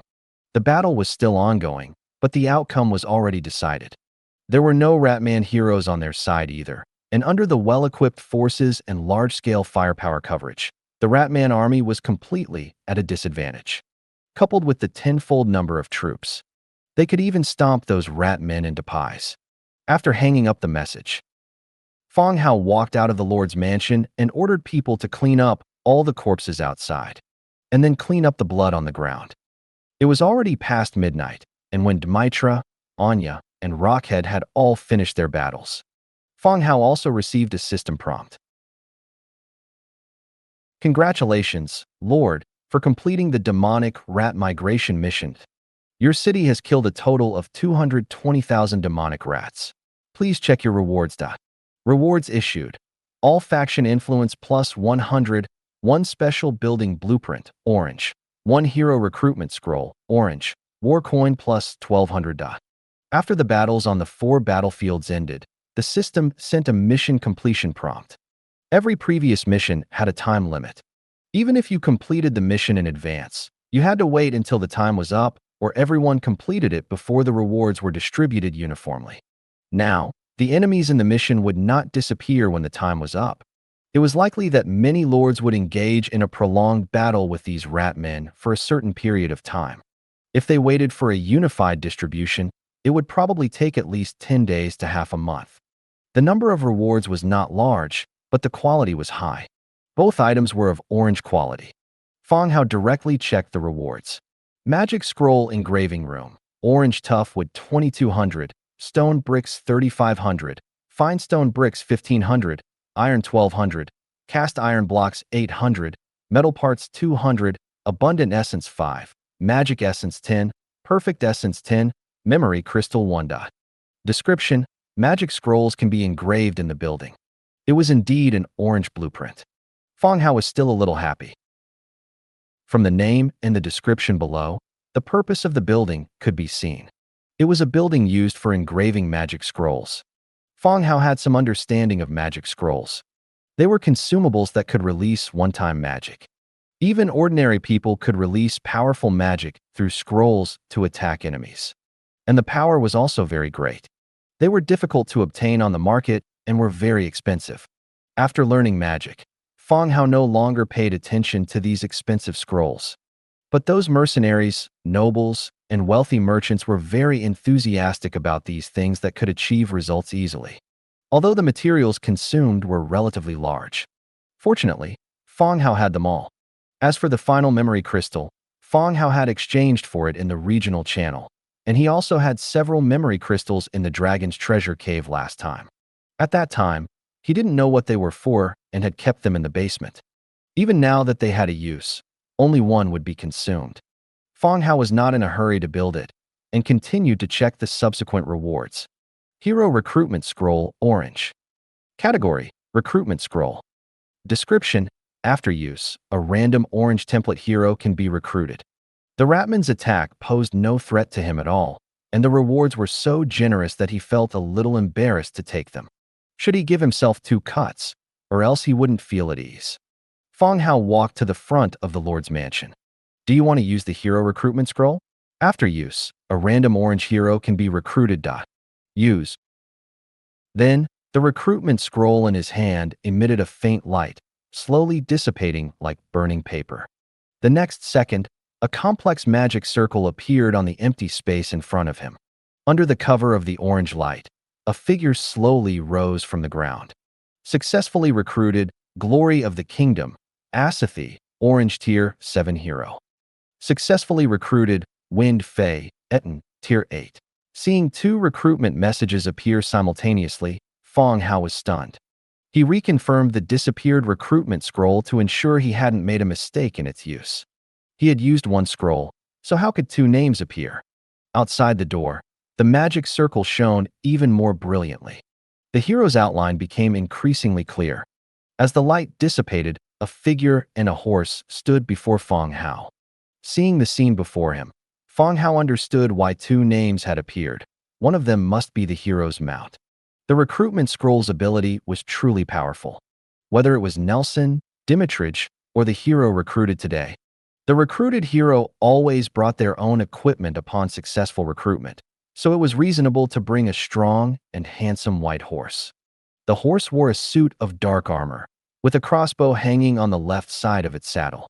The hero, Seth, wore dark armor with golden patterns, holding the reins in her left hand and a slender long sword in her right. The sword's tip rested on the ground, its height nearly reaching 1.7 meters. The long sword was even taller than some of the maids in the territory. Seth, wearing a helmet, quickly scanned her surroundings. Upon seeing a large number of skeletal undead cleaning behind her, she immediately rotated her longsword and entered a battle-ready stance. Fang Hao was startled and immediately said, "Seth, those are soldiers of the territory." Seth, whose longsword was already glowing, forcibly stopped her swing upon hearing Fang Hao's shout. Her eyes, peering through the helmet's slit, looked at Fang Hao in front of the Lord's manor. "Did you awaken me?" A neutral voice came from within the armor. Fang Hao couldn't immediately discern the other party's gender. "Yes, Seth, welcome to the territory. Our territory is a bit special, and I'll explain it to you in detail later. There is no danger here," Fang Hao said softly. Seth reconfirmed the skeletons behind her. After confirming that these undead would only work and not attack her, she lowered her guard. Removing her helmet, revealing her shoulder-length golden hair, she knelt on one knee and said, "Your Majesty, please allow me to apologize for my rudeness just now. Seth, Glory of the Kingdom, greets Your Majesty." The moment she took off her helmet, Fang Hao confirmed that she was female. However, she was not a young woman. The lines on her face and the wrinkles at the corners of her eyes indicated that Seth was no longer young. Excluding her rank and special bloodline effects, she appeared to be between 40 and 45 years old. But Seth's height was close to 1.8 meters, and she possessed a heroic aura. "Well, welcome to the territory, Seth. Please rise. Let's talk inside," Fang Hao said with a smile. "Thank you, Your Majesty," Seth said as she stood up. Hanging her long sword on the side of her horse, she followed Fang Hao directly into the hall. Fang Hao sat down on the bone throne, while Seth sat in the seat below. A maid ran down from the second floor, bringing 2 glasses of fruit wine with great attentiveness. Then, she quickly went upstairs. She and the other maids hid at the corner of the staircase, secretly looking down. Fang Hao had told them to go upstairs and rest, but given the situation tonight, no one could sleep soundly. Therefore, even though it was late at night, the maids were still awake. As soon as Aseth entered, she began to look around the hall. It could be said that the decorating style here was a bit strange. The chandelier resembled something an orc would use. The wall lamps looked like they belonged to vampires. The throne the king sat on was made of bones, but her chair looked like it belonged to a vampire. It was rare to see such a mixed style in a king's residence. Aseth, the situation of our kingdom is actually quite special, and I need to explain it to you, Fang Hao said directly. Your Majesty, please speak, Aseth nodded. The territory hasn't been established as a kingdom for long. Humans, orcs, undead, trolls, lizardmen, vampires, and dwarves live within its borders. Currently, all races maintain a common belief, contributing their strength to the kingdom, Fang Hao said, looking at Aseth and explaining softly. From the moment Fang Hao began speaking, Aseth's brow furrowed more and more with each added race. She was already surprised to see undead and orc maids here, but she never expected that the young king before her ruled over so many races. How is this possible? Aseth subconsciously found it hard to believe. How could this be possible? How could so many races agree to human rule? How could living beings live with the undead? This was simply impossible. That is the reality. I guarantee them a stable life, and they abide by my rules. Therefore, when you encounter other races within the territory, don't rush to attack, lest you injure our own people. Fang Hao continued to explain, used to such surprised expressions. Aseth was silent for a long time before accepting the reality. Fang Hao had no reason to deceive her, and she had already seen the undead and orcs, so the remaining trolls and vampires were likely not fabricated. All right, I understand, Your Majesty. Aseth had somewhat accepted the matter. She had just joined the territory, and there was no need to dwell on these things now. She would focus on her work and gradually understand what the kingdom she served was like. By the way, my name is Fang Hao. You can call me Lord, Fang Hao said. Understood, Lord. Let's go. I'll build a residence for you. You can stay there tonight, and tomorrow morning, I'll arrange for someone to take you on a tour, Fang Hao said again as he stood up softly. Yes, Lord. The two walked out of the Lord's manor. Aseth led her horse, following behind Fang Hao. They went straight to an open space not far from the Lord's manor. Fang Hao continued to ask, Aseth, what do you think of this place? I'll follow your instructions, Lord, Aseth said. Fang Hao didn't say much and directly opened the Lord's book, selecting dwelling to build directly. As the light dissipated, the dwelling was completed. He then directly upgraded it to level 10, turning the ordinary dwelling into a mansion, a 3-story building with front and rear courtyards. Fang Hao turned around and summoned 10 skeleton warriors. He said to Aseth, there are many finished furniture pieces in the warehouse. Go and choose what you like, and have the skeletons move them over. Aseth looked at the skeletons and nodded to show that she understood. After giving his instructions, Fang Hao turned and left. Aseth entered her mansion, removed the armor from her horse, and then led the skeletons out of her residence, heading to the warehouse to choose furniture. Although it was late at night, the roadside was lit by nightlight stone lamps, and undead guards patrolled. Aseth walked forward, surprised by the number of skeletons in the territory. After Fang Hao left, he checked Aseth's attributes. Glory of the Kingdom, Aseth, Orange Tier 7 Hero. Faction, Human. Template, Gold. Race traits, Living Being, Learning, Soul of Wind and Thunder. Legion talents, Cavalry Formation, Goddess Blessing, Chivalrous Battle, Knights will. Skills, Sword of Royal Selection, Sword of Divine Punishment, Wind Spirit's Insight, Gale, Lightning Burst.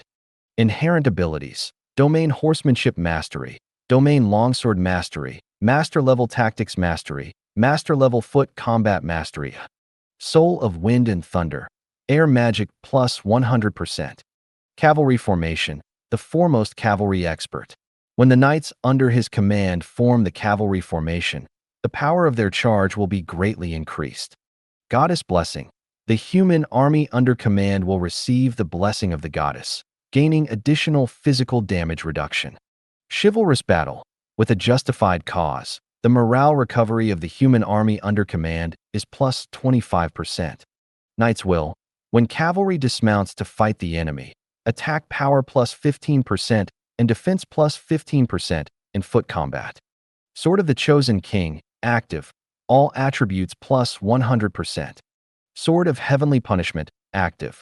Strike the enemy with the force of thunder, dealing 170% damage. Insight of the Wind Spirit, active. After casting the skill, summon a wind spirit that lasts for 5 minutes, revealing the rest for exploration. Gale, active. Unleash a gale that can be used to block ranged attacks. In favorable winds, it can increase the speed of the army's advance. Lightning Burst, active.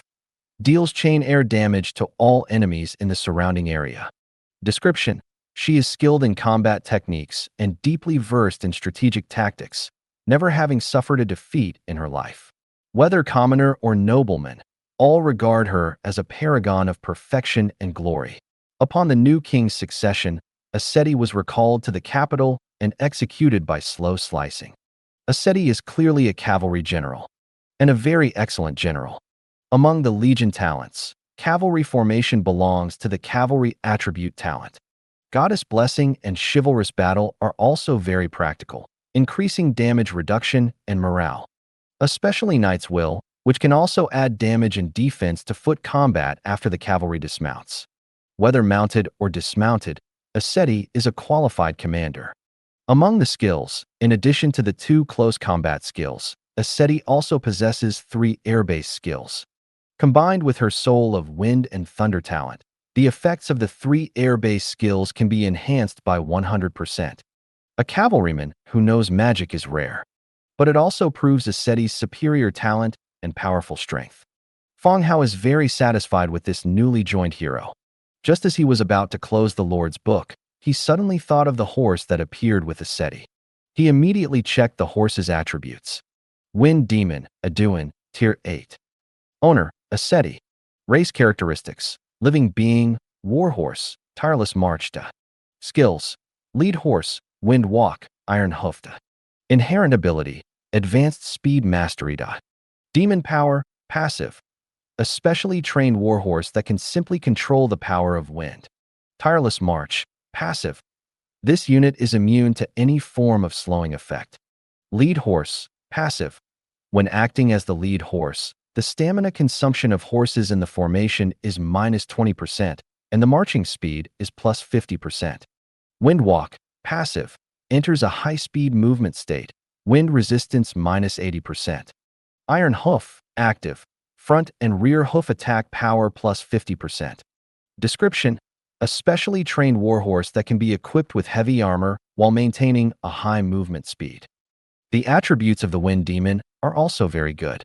Looking at the description, it is a warhorse cultivated entirely according to the requirements of battlefield cavalry. If it can be mass-equipped, it will greatly increase the power of the territory's cavalry. After reading the attributes of the Wind Demon, Fang Hao returned to the Lord's mansion and saw Dimika and Jia and Yin Shou walking back. Dimika saluted and said, "Lord, all the enemies on the surrounding battlefields are dead. The corpses left on the battlefield have been cremated, and the spoils have been cleaned and transported to the warehouse."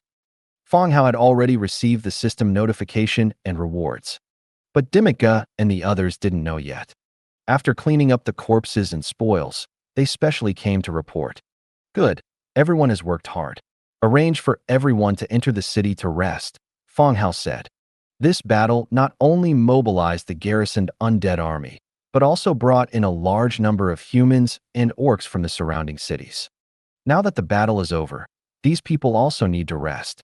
He simply let them live in the city for one night, and after everything is over, they will return to their respective territories.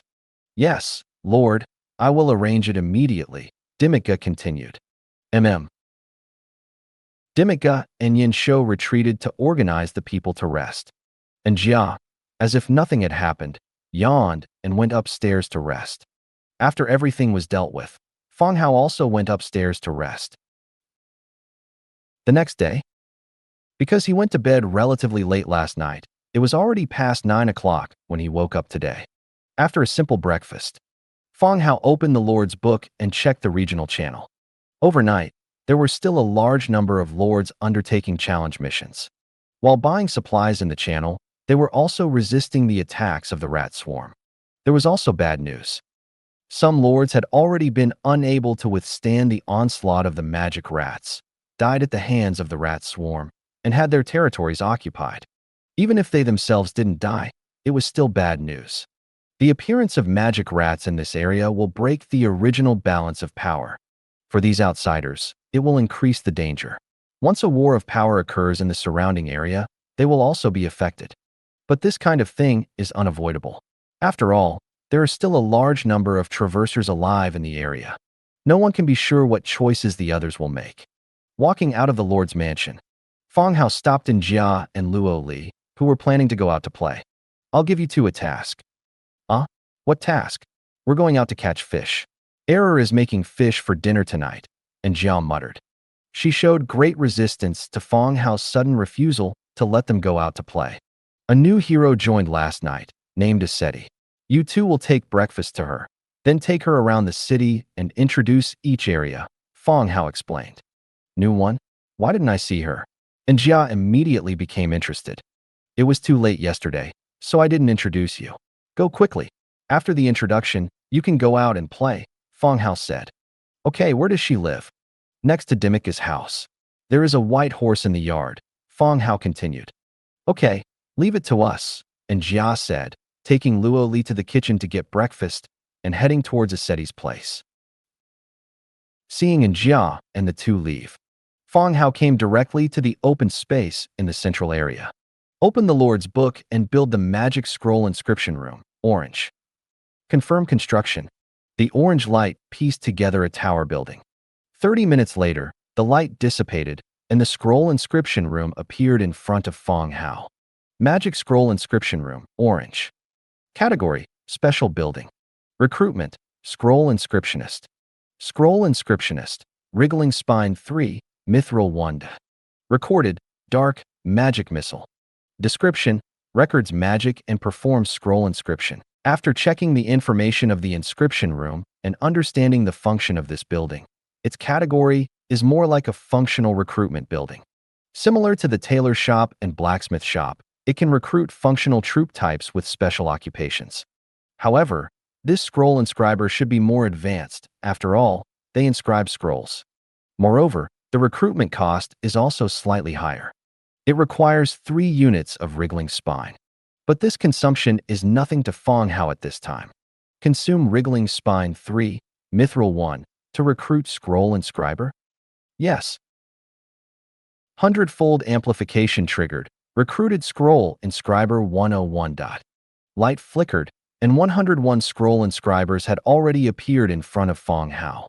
They were still in the image of skeletons, wearing white robes. Greetings, Lord. The scroll inscribers saluted collectively. Well, welcome everyone to join. Fang Hao nodded, his gaze continuing to the leading inscriber who walked out of the building. What is your name? Lord, my name is Fuller. Good. Fuller, from now on, you will be responsible for uniformly assigning tasks here, Fang Hao said. Thank you for your trust, Lord, Fuller said immediately. Scroll inscriber Fuller's loyalty to you has increased by 10 points. Current loyalty is 75. By the way, Fuller, what does the collected scrolls in the building's description mean? Fang Hao continued to ask. The inscription room's attributes showed that it only contained a dark-type magic missile. Magic missile is a very basic dark magic. The magic used by necromancers in battle is this kind of missile. Lord, the inscription room needs to collect magic. Only after the magic is collected can it be inscribed into scrolls, Fuller explained. How to collect it? Generally, there are 2 methods. One is the faction magic that the territory has already unlocked, and the other is magic books and magic scholars who have a deep understanding of magic, who can also write out the magic and collect it. Oh. Fang Hao touched his chin and immediately asked someone to bring the Hydra Fire Python Mysteries 1 from the study. He handed it to Fuller and said, "See if this book can be collected." Fuller respectfully accepted it and had a skeleton beside him send it into the inscription room. Fang Hao immediately discovered that the inscription room's attributes had shown the collection status of the new skill. Flame Spider Collection Countdown, 9 hours 58 minutes. Hydra Fire Python Collection Countdown, 5 days 23 hours 59 minutes. Sure enough, it works. Seeing that it was being collected, Fang Hao was immediately delighted. It's just that the collection time was longer than expected. Flame Spider is 10 hours, and the Hydra Fire Python skill directly reached 6 days. It seems that it will take longer to produce. Fuller, you guys should produce magic missiles these few days. When you collect new skills, send them over, Fang Hao said. Okay, Lord, the inscription of scrolls requires paper, mithril, and materials of relevant attributes, Fuller said. Well, you can go to the warehouse to get what you need. If there are any particularly scarce materials, tell me, Fang Hao said. Fang Hao could completely trust the undead troops. There would be no corruption among the undead. Okay, Lord. Fuller nodded again. He led the group directly into the inscription room. In the afternoon, most of the orcs and humans who came to support returned to their respective cities. The stone slabs on the ground in front of the Lord's mansion were also replaced again, restoring them to their original appearance. Just as Fang Hao was about to leave, a maid ran over quickly. She said breathlessly, "Master, the Business Alliance has sent a teleportation request." Since the last time the Business Alliance's goblin, Molu, directly entered the city through teleportation, Fang Hao had turned off the teleportation function of the Business Alliance building. If anyone wants to teleport through the Business Alliance building again, they will send a teleportation request. After Fang Hao receives the request, if he wants to allow the other party to teleport, he only needs to turn on the teleportation function. Of course, the one in charge of the teleportation function is the skeleton merchant, Duojin. The maid was just passing the message. Let Duojin turn on the teleportation function, Fang Hao said. Oh, okay, master. The maid ran down again. When the maid came back, the goblin clerk, Molu, followed behind her. Mr. Fang Hao. Molu showed a professional smile and quickly stepped forward. Mr. Molu. Fang Hao also greeted him. Molu didn't beat around the bush and said directly, "The elven race has already delivered the 2,000 people they promised you to the vicinity of your territory. In order to avoid misunderstandings, I was specially asked to tell Mr. Fang Hao." Fang Hao and the Dream Forest's agreement only had this final step of 2,000 people left. Molu also hoped that this matter would end sooner, so he would have one less thing to worry about. Fang Hao's territory has a large number of defensive troops. If he didn't say something in advance and rashly entered the defense range, these 2,000 people wouldn't be enough to fill the gaps between the defensive army's teeth. Not to mention seeing Fang Hao, probably not even the bones would be left. Therefore, Molu came over specifically to give a notice. Oh, so fast. Fang Hao was a little surprised. But he immediately reacted.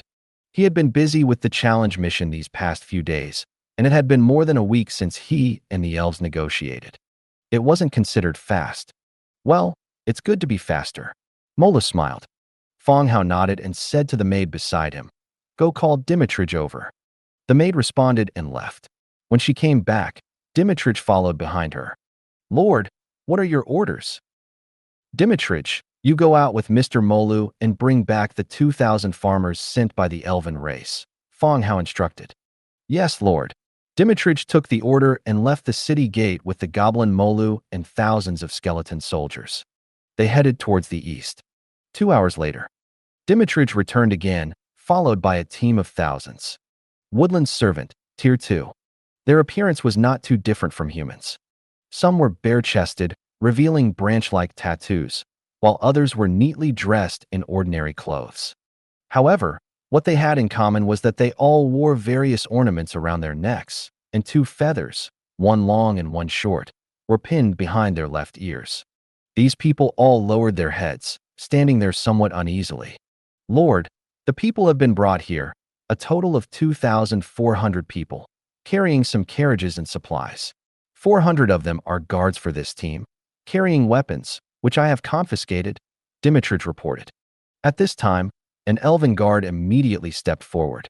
He said respectfully, "Human Lord, according to the instructions of the leader Shiny Sarah, a total of 2,000 woodland servants were sent. Due to the possible dangers along the way, 400 guards were arranged." This elven team had traveled all the way under the banner of the Business Alliance. The Business Alliance is a neutral force and has a certain prestige. Any force that sees a Business Alliance team will let them pass and will not make things difficult for them. However, these are just the rules on the surface. Teams that go missing and their whereabouts are unknown still happen every year. Moreover, there are still many small mountain bandits and robbers in this area. If you tell them what the Merchant Alliance is, they probably haven't even heard of it. Without some defensive measures, it would be difficult to get here. Fang Hao nodded, his gaze sweeping across all the ferries below, and said loudly, "I have reached an agreement with Chief Zinasala. You will work for me for 10 years, and I will be responsible for your lives and safety. Don't worry, sir. Chief Zinasala already explained everything to us when we came." The leading fairy continued. "Good, that's for the best." Fang Hao continued, "Dimitigia, trouble yourself again to take them to Zhang Bin's territory, and then ride the bone dragon back." "Yes, sir." Dimitigia called out again, leading a group of undead warriors. They escorted the ferries towards Zhang Bin's city. Fang Hao had discussed this matter with Zhang Bin a few days prior. He planned to settle these 2,000 people near Zhang Bin's city for farming. Food is a very important and scarce resource within the territory. If the fairies' farming abilities are truly several times more efficient than ordinary people, Fang Hao might consider cooperating directly with the Dream Forest. Didn't they have difficulties? He would help the fairies solve their problems. And the fairies would help him solve the food problem. "Mr. Fang Hao, now that the fairies have been delivered, my task is complete, so I won't disturb you any further," Moru said with a smile, adjusting his collar. He had been concerned about this matter, and now that both parties had reached an agreement, the Merchant Alliance was no longer involved. As for whether the fairies sent in the future would live or die, or whether there would be any other conflicts, it would no longer have any connection to the Merchant Alliance. "Mr. Moru, why are you in such a hurry to leave? Stay for dinner before leaving," Fang Hao said. "I have other matters to attend to, so I won't stay," Moru said with some regret. "All right." Fang Hao saw Moru off. After returning to the Lord's mansion, he inspected the territory, had dinner, and went to sleep. On the 5th day of staying in the territory, 270 young women gathered within the territory. They were from 3 races: humans, beastmen, and dwarves. The beastmen included pigmen, jackalmen, demon beastmen, and minotaurs, totaling 120 people. There were 100 humans and 50 dwarves. These people were all sent by various cities according to Fang Hao's requirements, possessing strong comprehension abilities and a willingness to learn. They would accompany Fang Hao to Li's city to study herbalism and midwifery at the temple, along with some related knowledge. The number of beastmen and humans in the camp was the largest, followed by trolls and dwarves. However, due to the past antagonistic relationship between trolls and humans, it was clearly impossible to send trolls to Li's city.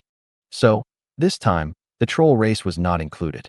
Once his own people had mastered herbalism, there would be no need to arrange for outside learning. Before long, everyone was ready. The trade caravan carriages were filled with people. "Master, everyone has been registered and is ready," Hongwa said, her face flushed, holding a small notebook with everyone's name recorded. Hongwa had studied herbalism notes. This time, she would accompany the team to the temple as further study. At the same time, having someone with a certain foundation in herbalism could also help others. In addition, her status as Fang Hao's maid could better manage these people, so as to avoid any trouble in the human city. "Okay, let's go." The team departs, Fang Hao said with a wave of his hand. The convoy left the city in a mighty manner, heading south along the road. Fang Hao and Njia sat in the carriage, with Dimitigia riding a giant lizard on the left and Iseti riding a wind fairy on the right. The skeleton hero Yen Shou remained to guard the city. The large team traveled all the way and arrived at Fu Lei's city at noon. It wasn't Fu Lei who greeted the team, but his girlfriend Xian Yao Yao. "Boss, you're here," Xian Yao Yao said, pushing up her glasses and hurrying forward. "Where's Fu Lei?" Fang Hao asked, getting out of the carriage. Several affiliated villages. Recently, a group of bandits came from somewhere, smashing fishing boats and tools several times. Fu Lei took people to deal with it this morning, Xian Yao Yao said. Fu Lei had already gathered all the fishing villages around the lake into affiliated villages. The villages fished for Fu Lei, and in return, Fu Lei was responsible for their safety. If there were problems, he couldn't hide behind. Oh, there's such a thing. Do you know who they are? Fang Hao continued to ask. Xian Yao Yao thought for a moment and said, the villagers said they were escaped bandits, with beastmen and humans, not many in number. In this area, under Fang Hao's repeated cleaning, bandits were rarely seen. But no one could say for sure whether bandits and desperados from other areas had fled to this area. So, each village still had guards to prevent these possible problems. Since it had already alarmed Fu Lei, the other party should have some manpower. Okay, I got it. I'll take a look when I pass by, Fang Hao said. Hearing that Fang Hao would go over, Xian Yao Yao was relieved. The reason she brought up this matter was naturally because she was afraid that Fu Lei wouldn't be able to handle it and something dangerous would happen. Now that Fang Hao was going, any difficulties could be solved. Okay, thank you, boss, Xian Yao Yao said happily, bowing. Okay, I need to build a military camp here. Tell you and Fu Lei, Fang Hao said. Okay. Fang Hao came to the military camp area, opened the Lord's book, and found the building page. Lionheart Night Camp. Hard tough wood 5,200, stone bricks 3,500, fine stone bricks 2,200, thick tough leather 1,500, cast iron block 800, metal parts 420, traces of battle tuta. A huge building gradually took shape in the light. The Lionheart Night Camp was a purple building blueprint unlocked after devouring Yu Tianping's Lord's book. It had not been built until now. This time, after recruiting the Orange Cavalry Commander Assetti, Fang Hao thought about forming a powerful cavalry team. The situation in Liza City was not very good, and the combat power of those gray bear underlings was indeed limited. Since he was passing by Fu Lei's city, he might as well build the Lionheart Night Camp. Half an hour later, the light dissipated. The building also appeared in front of Fang Hao. Lionheart Night Camp, purple. Category, human building. Recruitment, Lionheart Knight. Lionheart Knight, Soul Crystal 8, Food 50, Traces of Battle 7, Star Silver 2. Description: Lionheart Knights are composed of the most elite knights of the kingdom. They hold high positions, have repeatedly made outstanding achievements, carry the banner of knightly honor, and adhere to the kingdom's knightly way. Recruitment requires 8 soul crystals. It seems that the Lionheart Knight's rank is 8th order. Fang Hao did not hesitate and directly chose to recruit. Hundredfold increase triggered, recruiting 1,010 Lionheart Knights. As the notification appeared, 1,010 Lionheart Knights materialized before Fang Hao. The knights, mounted on brown horses, rode out with an air of grandeur. Upon seeing the situation before them, the knights dismounted in unison, knelt on one knee, and said, "Greetings, Lord." "Good. Welcome everyone to the team." Then, Fang Hao called out to the distance, "Aseth." Aseth quickly walked over. "My lord." "Aseth, these cavalry are currently under your command. When we go to Lysis City this time, we can't bring so many people. Some will need to stay behind to help Fu Lei with the garrison mission," Fang Hao said. The number of 1,010 cavalry was not large. However, there was a limit to the number of people who could go to Lysis City. If they really approached the city with 1,000 well-equipped cavalry, the alarm would probably sound immediately, and the entire city would enter a state of alert. Even if they stated their identities, 1,000 cavalry would not be allowed to enter the city. Therefore, most of the 1,010 cavalry recruited this time would be left with Fu Lei to perform surrounding patrol missions. "Yes, my lord," Aseth replied. Then he said to the entire Knight Order, "Everyone, take your mounts and gather outside the gate." All the cavalry responded, took their horses, and left the city. Fang Hao also began to check the attributes of the Lionheart Knights. Lionheart Knight, Tier 8. Faction, Human. Racial traits, Sentient, Learning. Skills, Royal Cavalry, Unceasing Steed. Inherent skills, Advanced Riding Mastery, advanced spear/halberd mastery, advanced swordsmanship mastery. Royal Cavalry, a cavalry corps that has undergone formal training, familiar with various cavalry formations, and can complete formations in the shortest time. Unceasing Steed, when mounted, any slowing effects are reduced by 50%. Description: Lionheart Knights are composed of the kingdom's most elite knights. They hold high positions, have achieved numerous merits, carry the banner of knightly honor, and abide by the kingdom's code of chivalry. The Lionheart Knights only had 2 skills, but with their Tier 8 attributes, plus the mobility and charge ability of cavalry, they were already a very powerful unit. This just filled the gap of not having cavalry in the territory. Walking outside the city, he saw Seth giving a speech to the cavalry. Fang Hao didn't disturb them, but instead began to make equipment for the cavalry on the side. Hundredfold increase triggered, obtained 202 temple guard sets. Hundredfold increase triggered, obtained 202 thunderblade halberds. Hundredfold increase triggered, obtained 202 thunderblade cloaks. Hundredfold increase triggered, obtained 808 storm fine iron sets. Hundredfold increase triggered, obtained 1010 gale thick tough leather horse faces. Hundredfold increase triggered, obtained 1010 solid white steel horse armored. Hundredfold increase triggered, obtained 1010 black iron stirrups. Fang Hao stood in the open space outside the city, and a large amount of equipment scattered from the air, due to the insufficient amount of fine iron. This time, only 202 temple guard sets were made, and the rest could only be equipped with the Blue Storm fine iron set. In addition to the soldiers' equipment, horse equipment was also added this time. Horse armor and horse faces were obtained very early, and it was only now that they were made. "A Seth," Fang Hao called out. A Seth, riding a wind fay, walked over. "My lord, these are the equipment made for the cavalry. Organize everyone to put them on. Once that's done, we can set off as soon as possible," Fang Hao continued. They were going to Lysis City this time, and couldn't stay for too long on the way. "Okay, my lord," a Seth responded, and began to organize the cavalry to distribute the equipment. The biggest advantage of sentient soldiers over undead soldiers was that they possessed intelligence. After the order was given, the cavalry actively equipped their horses and picked up their own weapons and equipment. Half an hour later,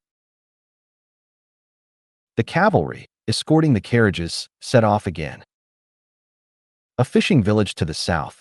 Fu Lei stood in front of the village gate, his face grim, looking at a group of people in front of him. "What do you mean, repeatedly coming here to cause trouble? Do you really think we're soft persimmons to be squeezed and bullied whenever you want?" Fu Lei said coldly. In front of Fu Lei and a group of villagers, there was a mixed group of human and beastman bandits. The weapons in the hands of the bandits were varied, including kitchen knives, cleavers, wooden sticks, and even wooden pitchforks. They had everything. These people had also come to this area recently. At first, they just snatched some salvaged goods from the fishermen. Now the number of bandits had increased to over 300, and they were not only stealing things, but also damaging many fishing boats and tools in the past 2 days. This made the fishermen afraid to go out to work, and Fu Lei had no choice but to bring troops to deal with this matter. He didn't know the number of bandits when he came, and only brought 50 heavy sword infantry and 100 militia. Adding the village brave who came out from the village, the number also reached about 300, which was similar to the number of bandits. Currently, they were in a standoff. The leader of the bandits was a human with a scar on his face, a burly build, and a thick beard. After sizing up Fu Lei, he said, "Little kid, what's wrong? Are there no adults in your family, so they sent you out? Don't wet your pants when the fight really starts." Ha ha ha. As soon as the bandit leader finished speaking, a burst of laughter came from behind. Fu Lei was still a student, and even though he had been fishing with the fishermen during this time, his face was still much younger. To these people who lived by robbing, Fu Lei's warning was not a threat at all, but a joke. Hearing the laughter of the bandits, Fu Lei continued to ask, "Tell me your purpose. You've come here repeatedly, not just to stroll around, right? Heh, can you make the decision on my terms? I think you'd better call your adult here," the bandit leader continued. Fu Lei paused slightly, feeling the message from the Lord's book. After taking a look, his expression became much calmer, and he said, I can make the decision. Just tell me your purpose directly. Good. Since you can make the decision, that's naturally good. Our brothers have built a stronghold in the mountains. From today onwards, all the fishing villages around this lake must send food and money to our stronghold every month. Otherwise, we'll come down for a stroll every day, the leader said loudly. The younger brothers behind him also kept nodding, agreeing with what their boss said. You've told us about your stronghold. Aren't you afraid that I'll contact the guards of Pearl City and directly destroy your stronghold? Fu Lei continued. The leader sneered and said disdainfully, the old folks just roam around. When the guards come, we run. When the guards leave, we'll come back and smash all your things. No one will live well. If you push us too hard, we'll just die together. Hearing the bandit leader's reply, the villagers in the village cursed these guys for being shameless and overbearing. If they were really vicious bandits, that would be one thing, but these people were at most a group of rascals. They might not have the ability to take down the village, but they just caused trouble, robbing things when you were short-handed, and sometimes coming at night to smash all the fishing boats and gear. They just mess with others. For everyone to pay tribute to these people every month, everyone was extremely unwilling. Fu Lei looked at the Lord's book again and continued. You only have so few people. You can't finish eating the food you want. What's the point of wanting so much? You kid, why are you talking so much nonsense? Didn't I say I want food and money? You won't give money, the bandit leader said impatiently. He didn't know why the kid in front of him was wasting so much time with him. If it was okay, it was okay. If not, just say a few harsh words. What did it mean for him to care if he could finish the food? Don't get excited. I need to ask clearly. How much money do you plan to ask from each village? Fu Lei asked. Each village, 100 silver a month. Not much, right? We also pity you. We didn't ask for much, the bandit leader said after looking at the younger brothers behind him. Oh, by the way, what's your name, boss? How old are you? Anger immediately appeared on the leader's face, and he cursed. Are you King sick? If you don't want to give it, just say so. Our brothers will just visit you more often tonight. You don't need to drag this out with me here. Fu Lei heard the notification from the Lord's book again. He opened it and took a look, then continued. That's not what I meant. I agree. There are a total of 6 fishing villages nearby. I'll prepare 600 silver for you gentlemen right now. Really? The bandit leader was stunned. So smooth? Did he ask for too little? Of course it's true, but you gentlemen need to wait a moment. This is a considerable amount of money, and we need to gather it. Fu Lei glanced at the distance. Good, straightforward. Then you go and prepare. We will naturally keep our word. After getting the money, we won't bother you again this month. The bandit leader thumped his chest and said loudly. In his heart, however, flowers were already blooming. Being a bandit was indeed a quick way to make money. Just by threatening like this, they were obediently going to prepare the money. He was indeed destined to be a boss. Okay, I believe in your sincerity. Then wait for us for a while and don't leave. Otherwise, we won't be able to find your stronghold, Fu Lei said. Go quickly, we won't leave. Why are you so long-winded? Okay, we'll go back and gather it first, Fu Lei said, then led his subordinates and villagers back to the village, and with a bang, the village gate was tightly closed.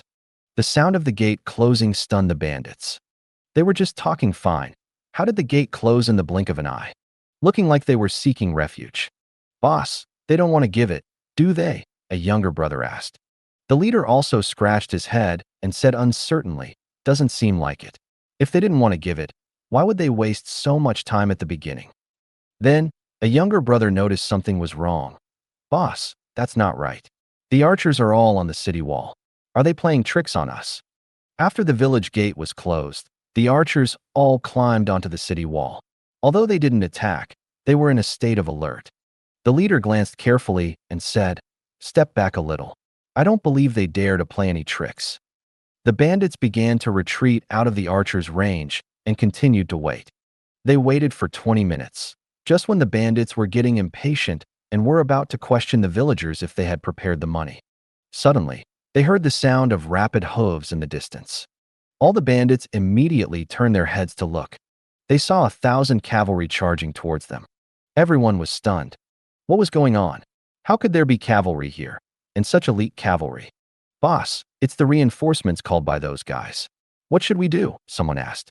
But when everyone turned their heads to look, their boss had already run dozens of meters away with a few people. He was still running away in the distance without looking back. At this time, the rest of the people realized the seriousness of the problem, threw down their weapons, and also started running away. Thump, thump, thump. A Seth was at the forefront, and the Wind Fae provided rapid movement bonuses to the entire cavalry team. The entire cavalry team was like walking on wind, quickly chasing after the fleeing bandits. Fang Hao had already given the order to attack. In this battle, there were no prisoners, and no surrender was accepted. Everyone had to be eliminated, no mercy was needed.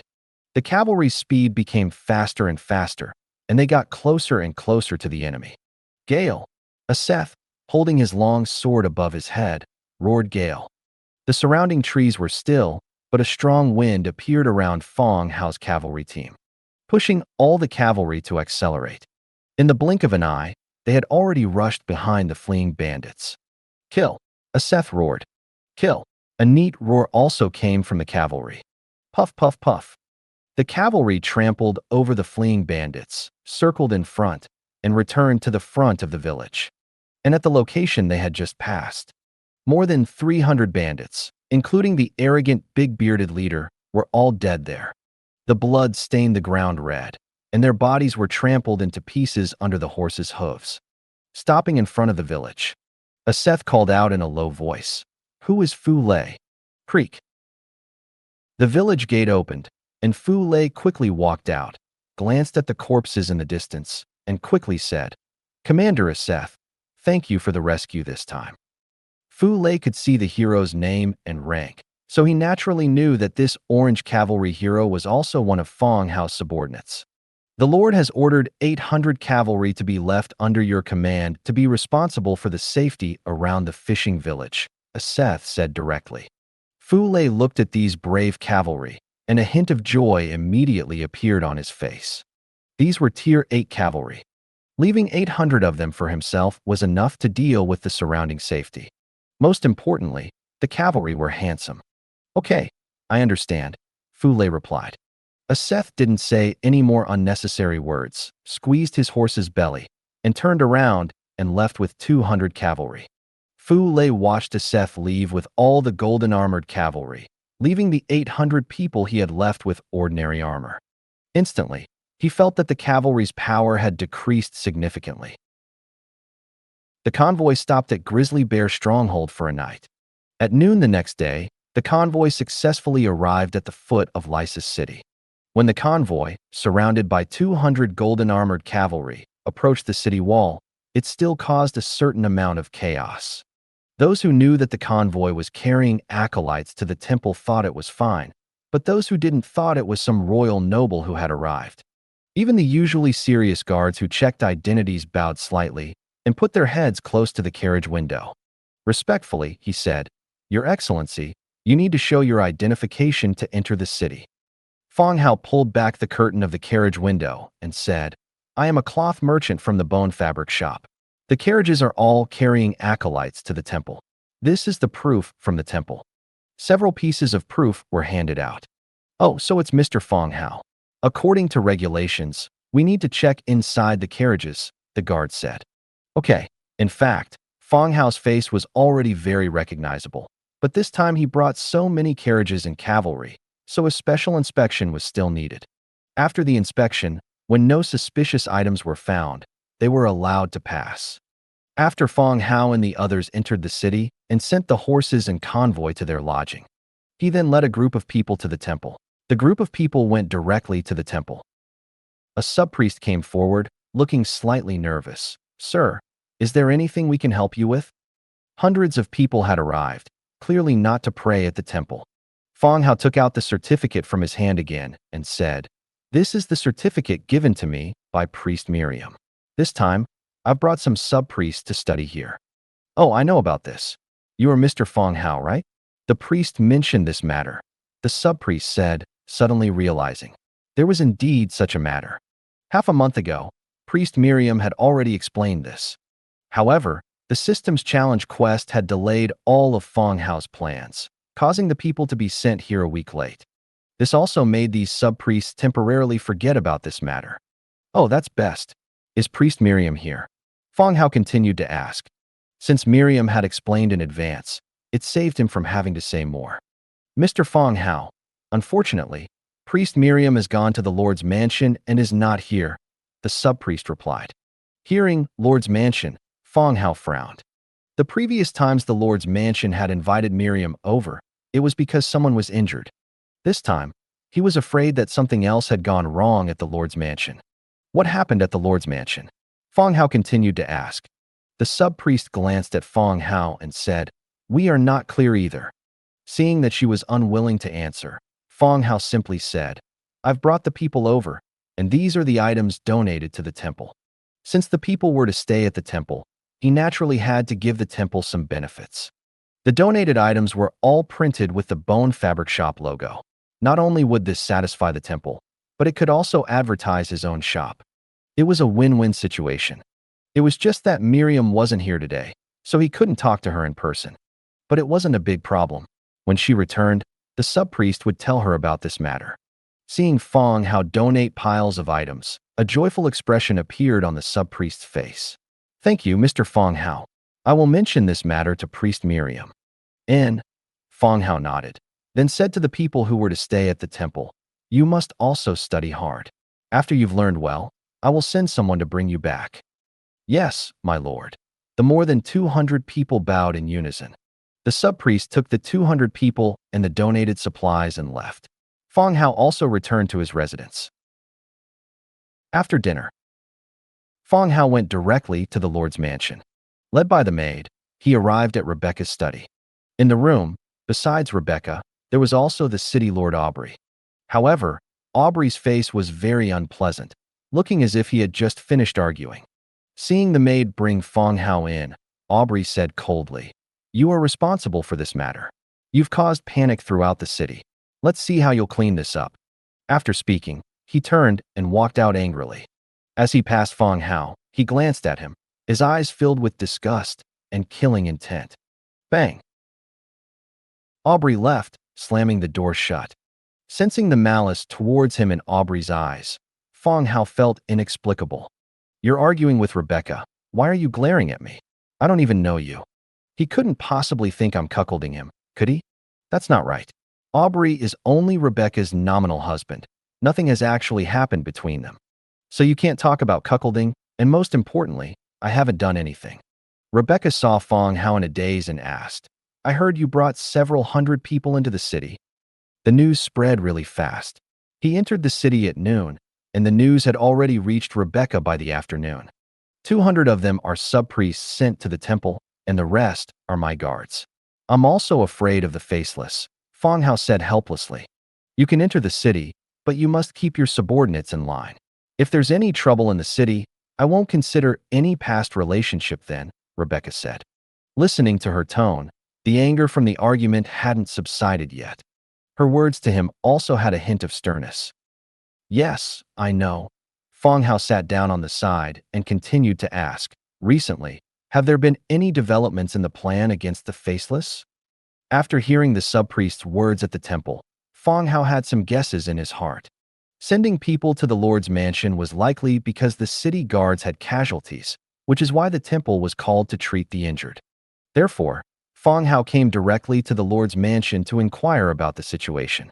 Fang Hao and Rebecca were in a cooperative relationship regarding news of the faceless, and they would exchange some intelligence with each other. It's still about dealing with Rayleigh. Rebecca rubbed her forehead. Rayleigh? You made a move against him? How is it? Have you interrogated anything? Fang Hao continued to ask. Fang Hao had revealed the matter of Rayleigh being a faceless to Rebecca before he left. He didn't expect that a move had already been made upon his return. No, I still underestimated Rayleigh's strength in the city. Even though I arranged enough people in advance, he still managed to escape in the end, Rebecca said helplessly. When entering the city, the guard said that the West District was sealed off, and the sub-priest mentioned coming to the Lord's mansion for treatment. Both were related to the capture of Rayleigh. Even though Rebecca was fully prepared, Rayleigh still escaped during the capture. Not capturing this kind of desperado was a threat to the entire city. who knew what he would do if he went crazy. Do you have any plans next? Fang Hao continued to ask. There's no accurate plan yet. The whole city is still searching for Rayleigh to capture him as soon as possible, Rebecca said. Fang Hao nodded, but didn't say much more. After all, he didn't have a very good solution either. Fang Hao already had considerable strength in his hands, and his hero subordinates were also very powerful. But the difficulty in capturing the faceless lay in having no place to start. That was the challenge. By the way, the equipment of the soldiers you brought is quite good. Rebecca suddenly looked up and looked at Fang Hao curiously. She was probably talking about the equipment of the Lionheart Knights. The temple guard set they wore was indeed very eye-catching. It's all right. Okay, I want to customize some of the same armor. Name your price, Rebecca said. Fang Hao wasn't surprised. When Rebecca mentioned it, he had already vaguely guessed her idea. But the temple guard set required refined iron as material, and he had used up all the refined iron in his territory. Even though the dwarves were continuously forging, it wasn't something that could be mass-produced. After thinking for a moment, Fang Hao said, "We don't have any extra of that golden armor, but we do have a set of storm-heavy armor, which is very suitable for the Lysis City army." Rebecca stared at Fang Hao, somewhat disbelieving that he said the golden armor was insufficient. More than 200 cavalry were all wearing golden armor. How could it be insufficient when she wanted to buy some? You don't want to sell?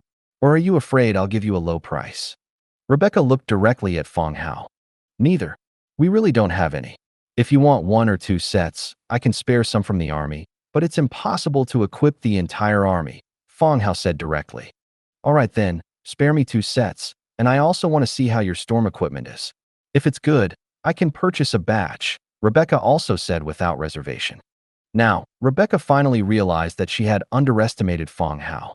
This guy, every time he came, he would refresh her evaluation of Fang Hao. Rebecca could completely confirm that Fang Hao was not only rich, but his military strength was definitely not inferior to her Lysis city. She no longer dared to continue viewing him as just a cloth merchant. That's possible, but let's be clear, this armor is not cheap, it's not free, Fang Hao immediately stated. Rebecca glared at him angrily. How much? You make it sound like I'm taking advantage of you. Fang Hao calculated in his mind. Purple equipment, even at the Merchant Alliance outpost, was a very high price. After thinking for a moment, he quoted, "That golden armor. Each set is 1 million war coins." Uffed.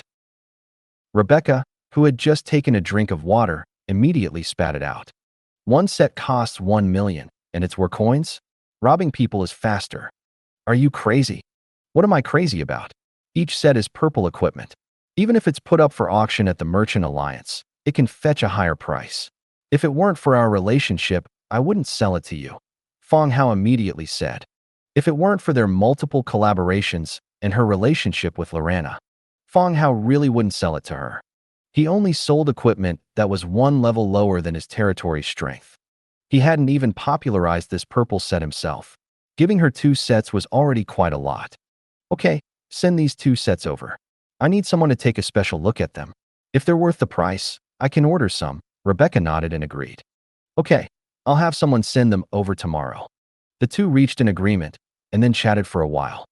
By the way, the day after tomorrow, Aubrey is organizing a banquet. You should come and participate as well. It's a good opportunity to meet other people in the city. Before leaving, Rebecca said again, Aubrey is organizing a banquet? Fang Hao had no interest in this soft-shelled city lord. But since Rebecca said so, it was hard to refuse. Okay, I'll be there then. Fang Hao nodded and left the study directly. After Fang Hao left, the maid came in again. Madam, Commander Hubbard has asked to see you. Rebecca nodded, got up, and followed the maid out. Walking through the long corridor, the maid said, Madam, why does Mr. Fang Hao's voice sound different from before? Hearing this sentence, Rebecca's heart tightened. In the beginning, Fang Hao always spoke in a high-pitched voice, and there was a feminine feeling in his every move. But somehow, Fang Hao had already returned to normal and was no different from a normal man. At this moment, Rebecca knew that Fang Hao's previous actions were all an act. Thinking about how she had chatted with him naked and let him help her change clothes and put on jewelry. Her face flushed instantly. This damned guy. You are not to mention this to anyone, Rebecca said sternly. Yes, madam. The two walked out of the Lord's mansion and, under the escort of the army, boarded a carriage and left. After dinner, Fang Hao had someone send the temple guard set and the storm-refined iron set to the Lord's mansion. He opened the Lord's book and checked the chat channel. 3 days had passed since the rat migration quest. Since there was no time limit for the quest, the rat swarm would not disappear as before. This also led to a prolonged battle situation. Some lords were still fighting against the rat swarm. Neighboring lords were supporting each other and discussing eliminating the rats, as leaving them unchecked could potentially cause more serious danger. Just as Fang Hao was about to go to bed, he heard the maid come over and say that someone wanted to see him. Arriving at the front hall, the maid brought the person in. He originally thought it was someone sent by Rebecca, but he didn't expect it to be a fellow crossing he knew.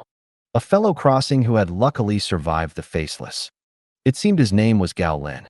Boss Fang Hao, Gao Lin immediately called out. The several heroes accompanying Fang Hao heard this address, and all looked at Fang Hao in unison. Gao Lin, why did you run into the city again? Fang Hao asked curiously. Boss, I had to come. A few more people disappeared recently. I came into the city during the day and hid until evening before I dared to come over, Gao Lin said with a bitter face. Gao Lin came to the city today to buy some supplies and originally planned to leave during the day. Hearing that Fang Hao had come, he came directly to find him. The missing fellow crossing Gao Lin mentioned should be the bodies Rebecca found a few days ago. However, all these people were already dead. What? Is there still danger recently? Fang Hao asked with a frown. Rebecca had already fought with the Faceless to this extent. Logically, the Faceless wouldn't have the energy to target the fellow crossing anymore. But looking at Gao Lin, there should still be danger. There's danger, Boss Fang Hao. Can you help us? Gao Lin rubbed his hands, looking a little nervous. You? Yes, besides me, there are 2 other lords, both near Lysis City. Then how do you want me to help you? Fang Hao asked. About the Faceless in Lysis City. Although Fang Hao hadn't spoken in the channel, he had asked Fu Lei to remind the lords near Lysis City about a Faceless organization. He had reminded them, but he couldn't guarantee whether these lords living nearby had seen it or would believe it. Moreover, Fang Hao couldn't arrange for troops to protect these people. Being too enthusiastic, the other party would also think that you were the liar and had other intentions towards them. Now that Gao Lin had offered to help, Fang Hao didn't know what kind of help the other party wanted. We want to leave, but we don't know where to go. Can we come to your territory to take refuge for a while? Gao Lin said. Leave your territory? You don't want your territory anymore. Let's save our lives first. During this time, all 3 of us have found people monitoring near our territories. The other 2 are fine, but I don't even have my lord's book anymore, and I can't exchange for supplies. I can only come into the city. If this continues, I'll be caught by them sooner or later, Gao Lin said with a mournful face. The last time he was caught by the Faceless, his lord's book was confiscated and he hadn't found it since. Fortunately, even without the lord's book, the villagers in his territory still recognized him. Otherwise, he wouldn't even be able to return to his territory. Those 2 people also agreed to leave and take refuge first. It's normal for Gao Lin to seek refuge since his lord's book is missing. But the other 2 lords he mentioned, who still have their lord's books, as long as they don't leave their territories, the Faceless ones don't have the ability to gather an army to attack their territories. After all, the Faceless ones are an intelligence organization, and the number of desperate individuals they can mobilize might not be as many as the current number of transmigrators. So, as long as they stay within their territories and don't wander around recklessly, there won't be a big problem. I mentioned this to them before, and they agreed, Gao Lin said. We all feel that rather than staying here on edge, it's better to move to a safe place and wait for things to die down. It seems all 3 of them have already discussed and agreed. What about your territories then? Fang Hao continued to ask.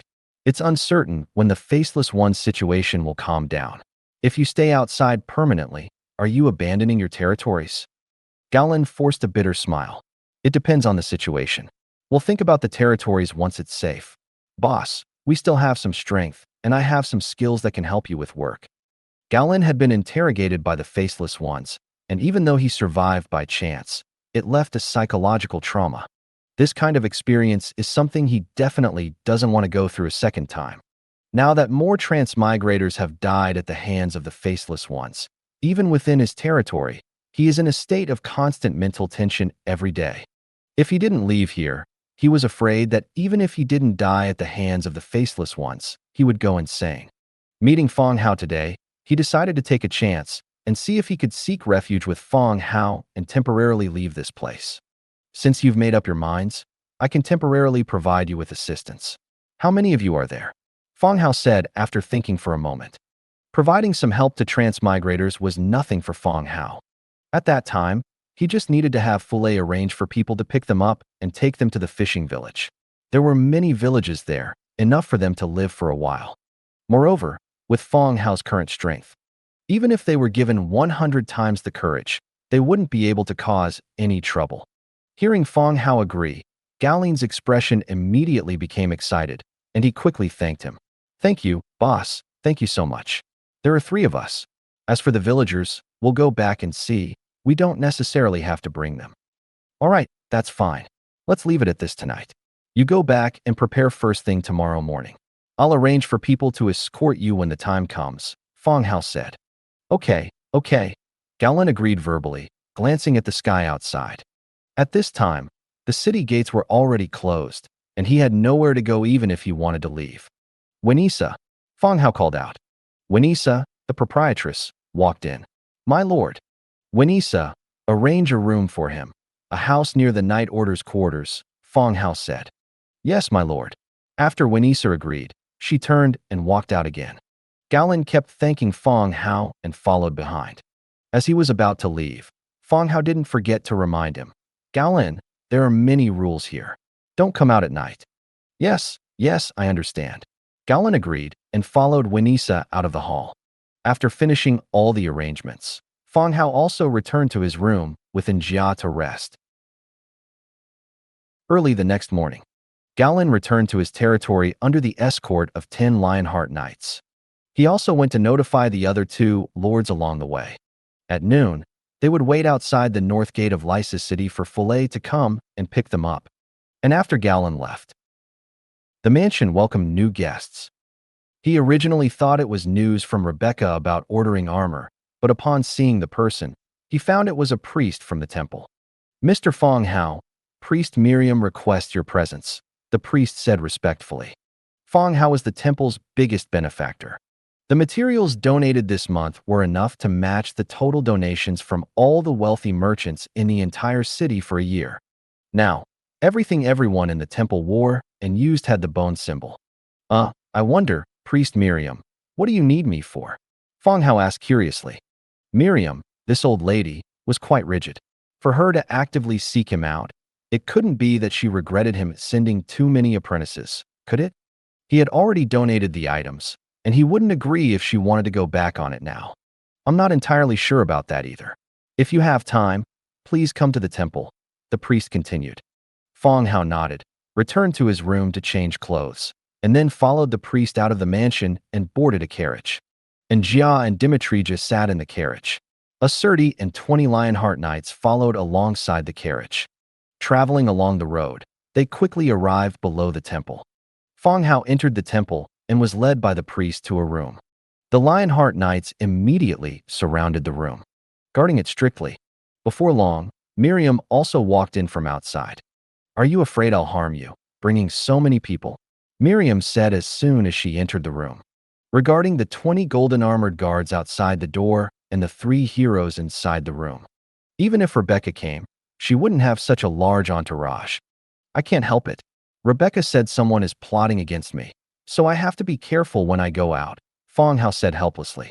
Miriam was also aware of the recent events in the city. She had no interest in the struggles between these wealthy merchants and nobles. She just listened to them, and that was it. By the way, Priest Miriam, what did you need me for? Did any of my villagers break the rules? Fang Hao continued to ask. Among the villagers sent, the beastmen's living habits made it difficult for them to control their emotions. He was afraid that some of them might lose control and cause trouble. It's not about those things. Mr. Fang Hao, don't you have a mercenary group? I actually have a mission here, But I'm not sure if Mr. Fang Hao would be interested, Priest Miriam said calmly. A mission? This made Fang Hao look at Miriam again, confirming that she wasn't joking with him.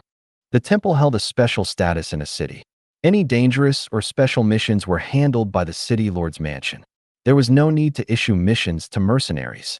But since the other party had spoken, Fang Hao needed to ask for clarification before answering. What kind of mission? Miriam, perhaps you could elaborate so I can confirm if my mercenary group has the capability to complete it, Fang Hao said. Just then, there was a knock on the door, and a priest walked in. He placed a few cups of fruit tea in front of everyone, then quickly left with his head bowed. Only after the door closed did Miriam continue speaking. It's not some kind of mission to touch you. Some rats have appeared in the temple's backyard and need to be dealt with. Priest Miriam, this is no time for jokes. My subordinates are all rough men. Exterminating rats is really not suitable for us, Fang Hao said with a difficult expression. Hiring mercenaries to help catch rats? Although they had accepted such missions before, the situation was different now. Fang Hao wouldn't do this kind of thankless job, even if he had a large number of people idle.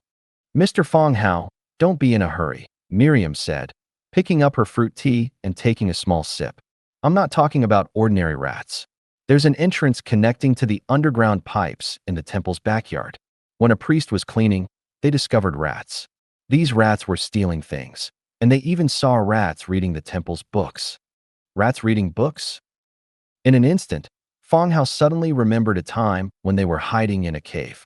They saw several rats wearing clothes, holding glowing stones, and traveling at night. That was also near Lysis City. Yes, that's why I feel this matter is a bit strange, so I plan to ask Mr. Fang Hao to investigate, to prevent potential dangers in the future, Miriam said. Why didn't you report it to the city lord's mansion? They should handle this kind of thing. By any means, telling the city lord's mansion would be more convenient than finding people like himself. But Miriam specifically sought him out. The relationship between the undead and the god of light was evident. The mission entrance was in the temple's backyard, which made things somewhat difficult to proceed with. It has already been reported to the city lord's mansion, but the city has been quite chaotic recently, so this matter will likely be delayed for a long time before it can be handled, Miriam said. The military operations in the city were the several times they had tried to round up the faceless ones. These matters had already overwhelmed Rebecca, and dealing with the rats for the temple would definitely be postponed. And the faceless ones were not that easy to deal with. It would be difficult to finish within a year or even half a year. It made sense that Miriam thought of him. Would it be convenient to take us to the backyard to take a look? If it wasn't too dangerous, he still intended to try and help Miriam solve it. After all, his 200 villagers were still studying at the temple, and new villagers would be sent over gradually in the future. With this relationship, it wasn't easy to refuse. Of course, please come this way. Miriam stood up and, surprisingly, led Fang Hao out of the room. Outside the door, the Lionheart Knights guarding the entrance saw Fang Hao and his companions come out. They immediately positioned themselves to protect them in the middle. Together, they followed Miriam towards the back of the temple, passing through various buildings and walking past the dormitories and dining hall where the priests lived. Miriam pointed to a building and said, "Some books are stored over there." It was there that a priest discovered rats reading books. The group continued forward and arrived directly at the backyard. The backyard was quite large, and busy priests could be seen working. Those few buildings over there are where supplies are stored, and that building is the entrance to the underground pipes. Miriam continued to explain, finally pointing to a stone house in the very center. Fang Hao and his companions approached and entered the stone house, where they saw a stone staircase descending downwards, extending all the way into the dark depths.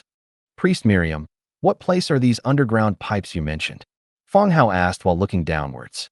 Miriam replied, Lysis City was built much longer ago than you might imagine. There's a complete set of underground pipes beneath the city, primarily for underground drainage and sewage. Fang Hao nodded. Underground pipes, in simple terms, were just a sewage system. At the same time, Fang Hao also noticed something else. Miriam said Lysis City was older than he imagined. This meant that the city wasn't built by the first batch of residents. Instead, The first batch of residents rebuilt the original city and then settled there. If that was the case, then there had been something down there for hundreds of years, or even longer. This couldn't help but make one think that strange and peculiar monsters lived below. Fang Hao looked at Miriam beside him and said softly, "I'll take on this matter, but now is not the time to deal with it. I'll bring people over tomorrow and also prepare some items for dealing with the rats." Hearing Fang Hao agree, a smile also appeared on Miriam's aged face. "Okay, tomorrow is fine too," Miriam said. Fang Hao nodded, stood up, looked around the surroundings, and continued to ask, "Is there a back door here? When I come tomorrow, there will be many people and they will be carrying some weapons. Coming through the main entrance might cause chaos." Miriam thought about it and agreed. Even the guards Fang Hao brought today had caused quite a stir along the way. If more people came tomorrow, carrying a large number of weapons, it would likely cause some chaos. Miriam led Fang Hao and his companions towards the right side. There is a back door. It's rarely opened, and there are always people guarding it. If Mr. Fang Hao brings people over, you can come directly through this door. Just tell the guard. On the right side, there was a single iron door with a priest guarding it nearby. Miriam stepped forward and had a brief conversation with the priest. The latter looked at Fang Hao and his group and also nodded. Before long, Miriam returned. Leading Fang Hao and his companions, she continued to leave through the main entrance. "I've explained everything clearly. When the time comes, you can just enter through the back door directly, and she will open the door for you." "Okay." The group returned the way they came. Fang Hao and his companions didn't linger further and left the temple directly. They got into the carriage and returned to his residence. Lysis City, North Gate. Including Gaolin, 3 transmigrators had packed their belongings and were silently waiting in front of the gate. All 3 were dressed like ordinary farmers. Squatting by the roadside, they looked like laborers waiting for work. By noon, they saw a troop of cavalry approaching, raising a cloud of dust. Gaolin and the other 2 were a bit stunned. Those who came were all Tier 8 cavalry, and their number likely approached 1,000. Their aura was much stronger than the army within Lysis City. The person leading them took off his helmet, revealing the appearance of a young transmigrator. The person who came was Fule, specifically sent to pick up the 3 of them. "Who is Gaolin?" Fule glanced at the 3 people whose heads were tightly wrapped, with only their eyes showing. I am." Gaolin immediately stood up. Fule nodded and continued to ask, "What about your villagers? Aren't you bringing them this time?" Gaolin immediately replied, "We considered that bringing everyone might attract the attention of the faceless ones, so we didn't bring them. But please rest assured, there are fields in the city, and there's plenty of food and everything else." Fule nodded and didn't say much more. Regarding these matters, he was just following Fang Hao's instructions to pick them up. Whether they brought their villagers or not was outside the scope of his mission. He ordered someone to bring 3 horses. "All right, then come with me. You'll live on my side for a while and come back when it's safe." The 3 mounted the horses.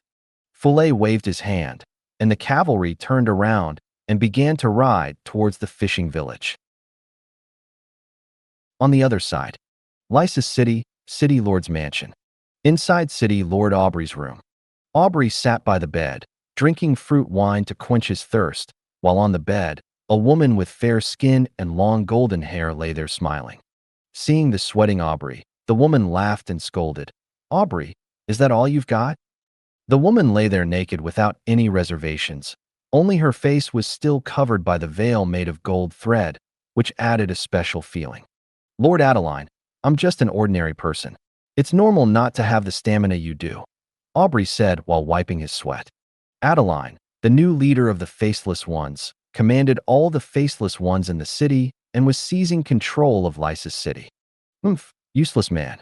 Adeline turned over and got out of bed, slowly walked to the table, and also picked up a wine glass to take a sip. She continued to ask, "Is tomorrow's plan all ready?" Aubrey stared greedily at the fair and delicate body in front of him and said, "It's all ready. Tomorrow, the city guards will be lured out of the city by false intelligence. The city lord's mansion guards will also be my planted people on duty. Not only will Rebecca die in an accident, but that kid named Fang Hao will also go. By then, whatever we say will be the truth."